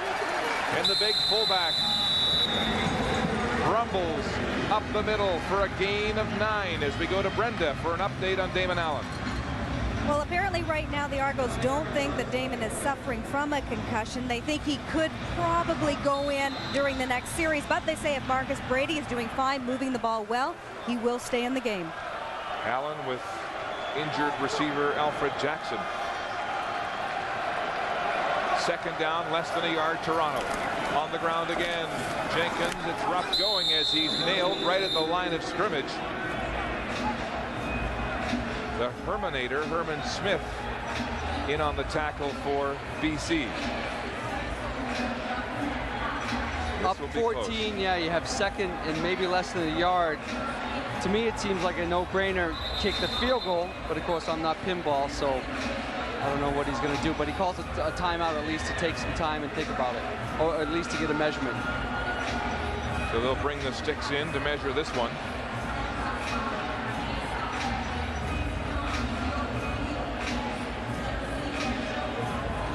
And they'll be just shy. Third down. Argos, though, in inside the 30-yard line at about the 27 of BC. With just inches to go, yeah, I agree with Pinball. You go for it, quarterback sneak, or give it to Jenkins or Bowles on a quick hit. You should be able to pick up the first down and chew off more time off this clock. Yeah, a little back a bit more. Yeah. So the Argos will go on third down, 3rd and inches. They bring in twin tights, and the quarterback will sneak for a first down. Brady's got it, and the Argos will stay on offense, and the clock will keep ticking. I'll tell you what, Damon Allen, a 19-year veteran, banged up all year, and he was telling us the other day, I said, do you share your experience with your backups? Are you helping to groom these guys? And he said, yeah, I mean, it's pointless not to use all of the knowledge I've got and not share it with my teammates. He said, Brady and Bishop, they're trying to move me out of here, he said, but I'm not going to wave the white flag. But all the while, imparting his knowledge. And right now, Brady at the controls for the injured veteran. First down on the ground. Jenkins up the middle, and another big gain. Argos eating up the clock and the yardage, getting closer to the BC end zone. A reminder, right after the East semifinal, we go west of Winnipeg. Neon green warming up. It's chilly in the west. It's Saskatchewan and Winnipeg. Kahari Jones coming back after that tremendous off-the-bench victory 1 week ago against Edmonton. We'll get the call again tonight. In the shotgun, Michael Jenkins takes the handoff. Look at that work ethic, and another first down. A 4-yard pickup. Toronto moving the sticks and getting closer. Yeah, they're running the football a lot, except for that one pass to Tony Miles, which just chews up the time of possession. They started on their own 33-yard line with this drive, and they're all the way down to about the 12 or 13-yard line of the BC Lions. Jenkins hits the century mark on that carry here this afternoon. First down, Argos. Randy Bowles this time, bowling his way up the middle for a gain of 3, 2nd and 7. Eric England, the yeoman's effort himself, playing injured. His skills have been compromised by a 30-game football season in the Arena League and now the CFL, but he has fought his way through all of that fatigue and led the league in sacks this year with 14. The BC needs a big stand here on defense, or this game could be put out of reach.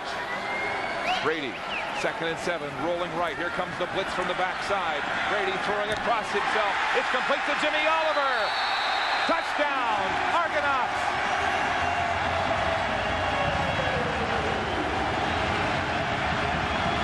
Oh, sweet vindication for Jimmy O.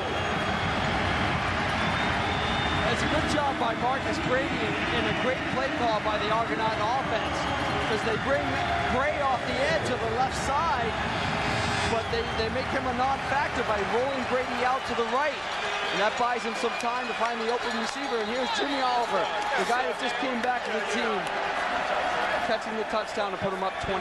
He's going to hold on to that football. The point after from Prefontaine is good.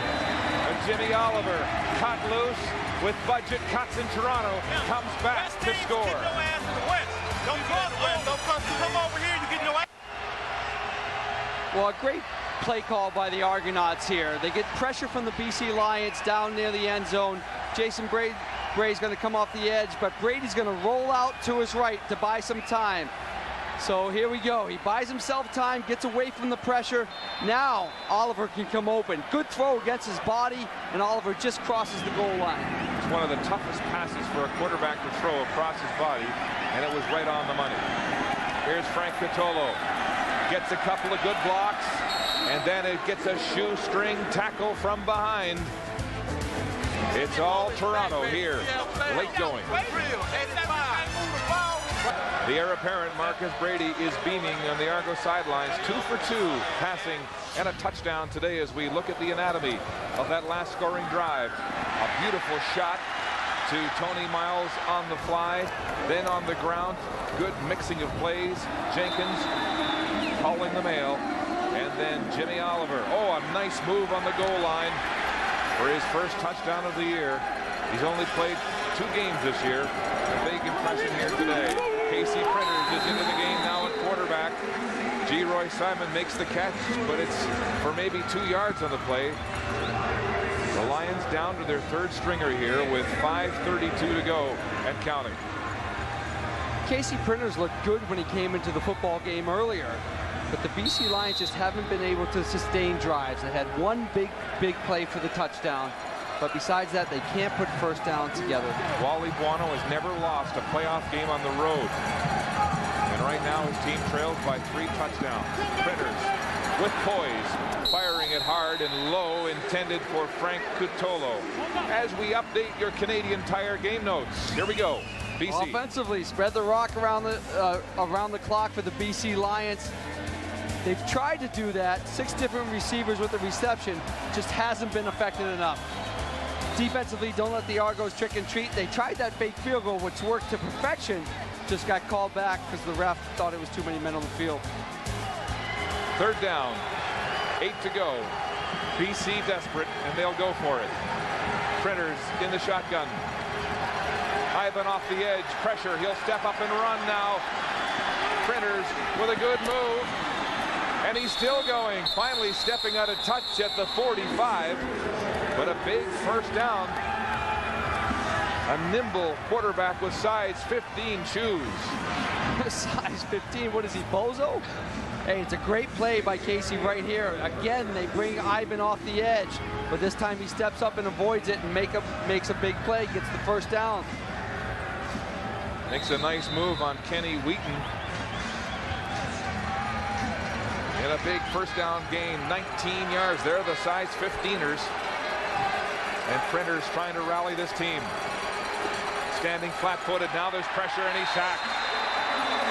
Winters from the secondary. And there was no getting away this time. A loss of 7 on the play. Originally, Casey had time to throw that football, but the Argos secondary, again, locking down the BC receivers, not giving the quarterback an opportunity to throw the football. 5th sack of the day for the Argos.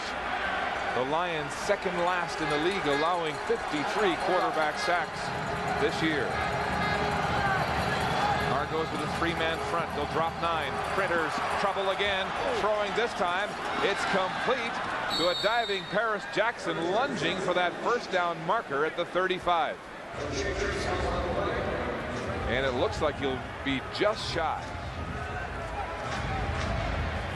Paris Jackson, the 6'3" target out of Utah. A rookie with just 6 catches coming in, but pressed into service because of the injury to Felwell.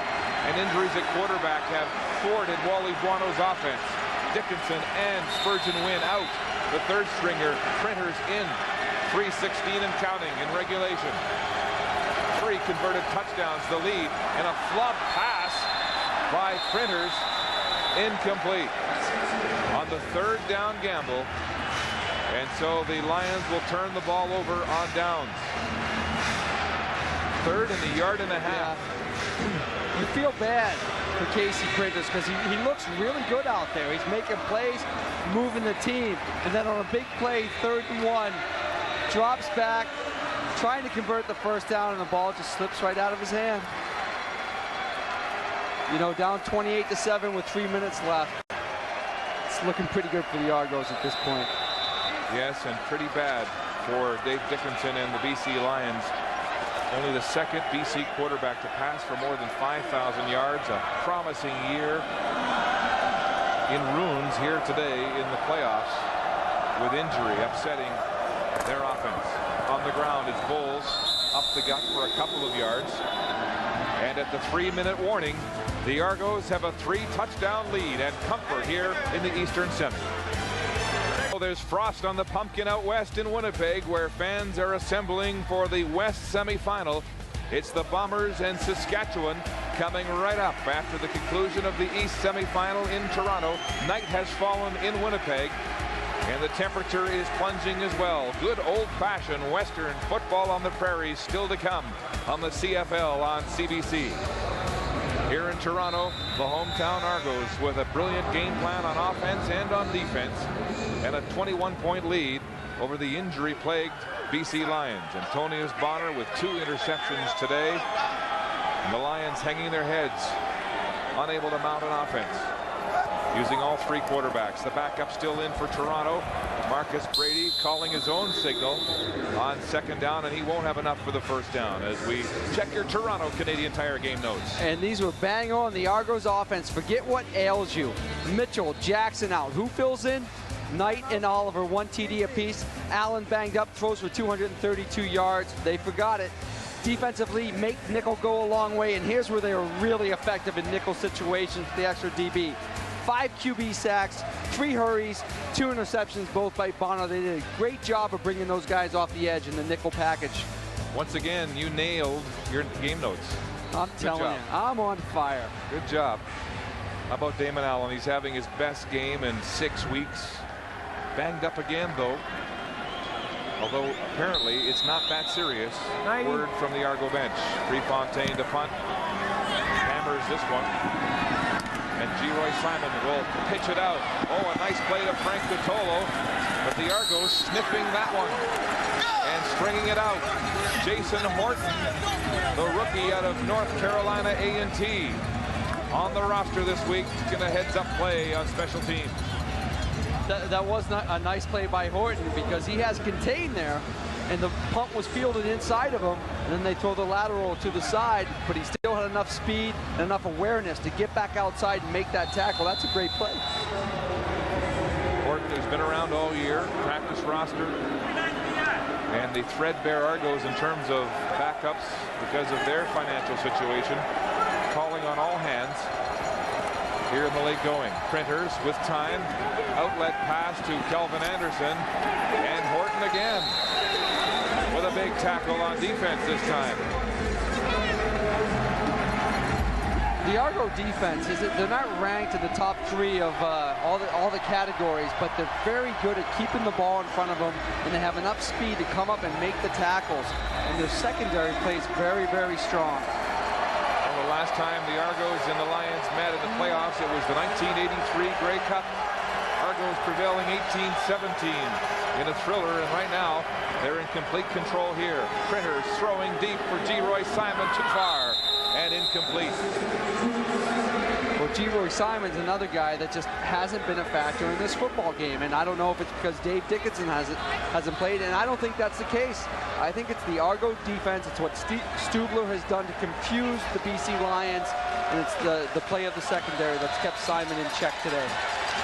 Well, the Argos enjoying the waning moments of this football game. They'll be heading to the East Final in a rematch with the Montreal Alouettes. Rich Stubler, the architect of this Argo defense. Many faces, many looks have confused the young backups from BC today. Printers again throwing on a 3rd down gamble. It's incomplete. And so the Argos will take over on downs once more with 1:40 to go.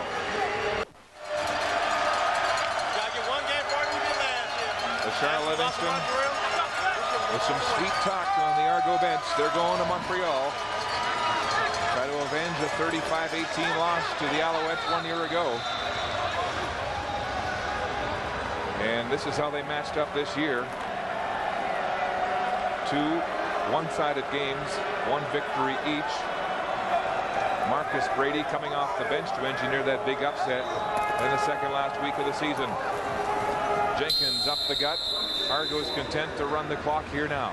1:35 to go in the 4th quarter. The BC Lions starting this year 9-3, finishing 4-4 down the stretch. And frustration written all over their faces. A tremendous offensive year ruined by injuries to Dave Dickinson and now Spurgeon Wynn. Frank Vitolo comparing notes with the 3rd stringer Casey Printers. You can see the agitation there. It's just frustration. Listen, Dave Dickinson, great year, not able to play in the playoffs. That's a big killer for the BC Lions. Brady throwing complete to Morielli upfield in front of Jason Bray, and a Toronto 1st down. But how about the Argos? They'll finish this season in the playoffs with the same lineup they started with out of training camp. as we revisit 1 year ago. Livingston with the huge punt return, 76 yards for a touchdown that sealed Saskatchewan's fate. Reggie Slack, diving effort, a 24-14 win. Pinball with that inspirational speech to get his team fired up. And they're going back to Montreal with Damon Allen and Marcus Brady at quarterback. Jenkins turns the corner, and he'll have a good gain of 7 on first down. Geroy Simon, what a year he's had. 1,687 yards, more than double his previous personal best. Not a factor today. Wally Buono about to suffer his first playoff defeat on the road, back in the playoffs after missing them 1 year ago in Calgary. It's a shame, but as for BC, all you remember is your last football game, and today's their last football game where it wipes out great years by Dickinson and Geroy Simon, and a great turnaround by Coach Buono. Brady with a fake to Jenkins and calling his own number on 2nd and 3. 45 seconds to go, but the Argo team, Wayne Weathers, who came from Winnipeg, Ray Marius, number 36, who still has a year of eligibility in college football out of Mac, and a solid year on special teams this year. All of the players on this team were here in training camp. The Argos didn't have the budget when they lost their owner to go out and shop for guys to replace injured players. There's Kevin Ivan, a real leader on special teams this year and the leading tackler in that department in the CFL. Third down, Argos will hold on to the ball, and they'll have a first down. Damon Allen, the 19-year veteran, turning 40 years of age this year, becoming the all-time leading passer for a career, over 60,000 yards, and he's whooping it up. Yeah, you see how happy. You saw it in his face yesterday. He wanted this football game. Just told us he's all right, so he's good to go, it sounds like, for Montreal. And how sweet is this for him? Cut by BC in preseason. They banged him up here, and they ran him into the golf cart, the TV cart, and he's come back to haunt his old team as Brady takes a knee and the clock takes to 0. The Argos upset the BC Lions 28-7 to move on to the East Final against Montreal. Just looking forward to next week. That's going to be a great showdown for the Eastern Final in Montreal, in the Big O, the place packed. And the Argos, what an amazing season after going through all that turmoil with losing their owner and the league taking over. It just makes for a great story. 9-9 and nip and tuck to make it into the playoffs over Ottawa. Damon Allen coming up big, having his best game in perhaps a month and a half. And at 170 pounds, a small player in this game, and he's managed to overcome injury after injury and get his team to the division final as we join Brenda. Michael Jenkins ran for more than 100 yards today, and just how important was it for your team to establish that running game? Man, you know, that was the emphasis this week. We had to establish the run game. You know, it helps our passing game. You see, when we need to pass, we got open looks because they got to leave people in the box. And then, you know, the guys up front, like I tip my hat to them because they played today. It was them, not me. There were a lot of times this season, I'm sure, when you wondered whether this team would make the playoffs because of all the ownership turmoil. Does it make it that much more sweet, this victory today, because of what you guys went through? Man, definitely. You know, the adversity, you know, we're not trying to let it affect us. You know, it's hard. It's hard. Not knowing what's going on every day, but this makes it all better. You know, we persevere, and we came out here today, and, you know, we put in a convincing winner. Congratulations on a wonderful victory today. Thank you. I appreciate it. So next weekend, the Argos travel to Montreal for the East Division Final against the defending Grey Cup champions, the Montreal Alouettes. Pinball Clements and the Toronto Argonauts, for the second year in a row, beat a crossover team from the West. Last year, Saskatchewan. Today, it's the BC Lions. And here is the play of the game in the Eastern semifinal. Play of the game, brought to you by Subway.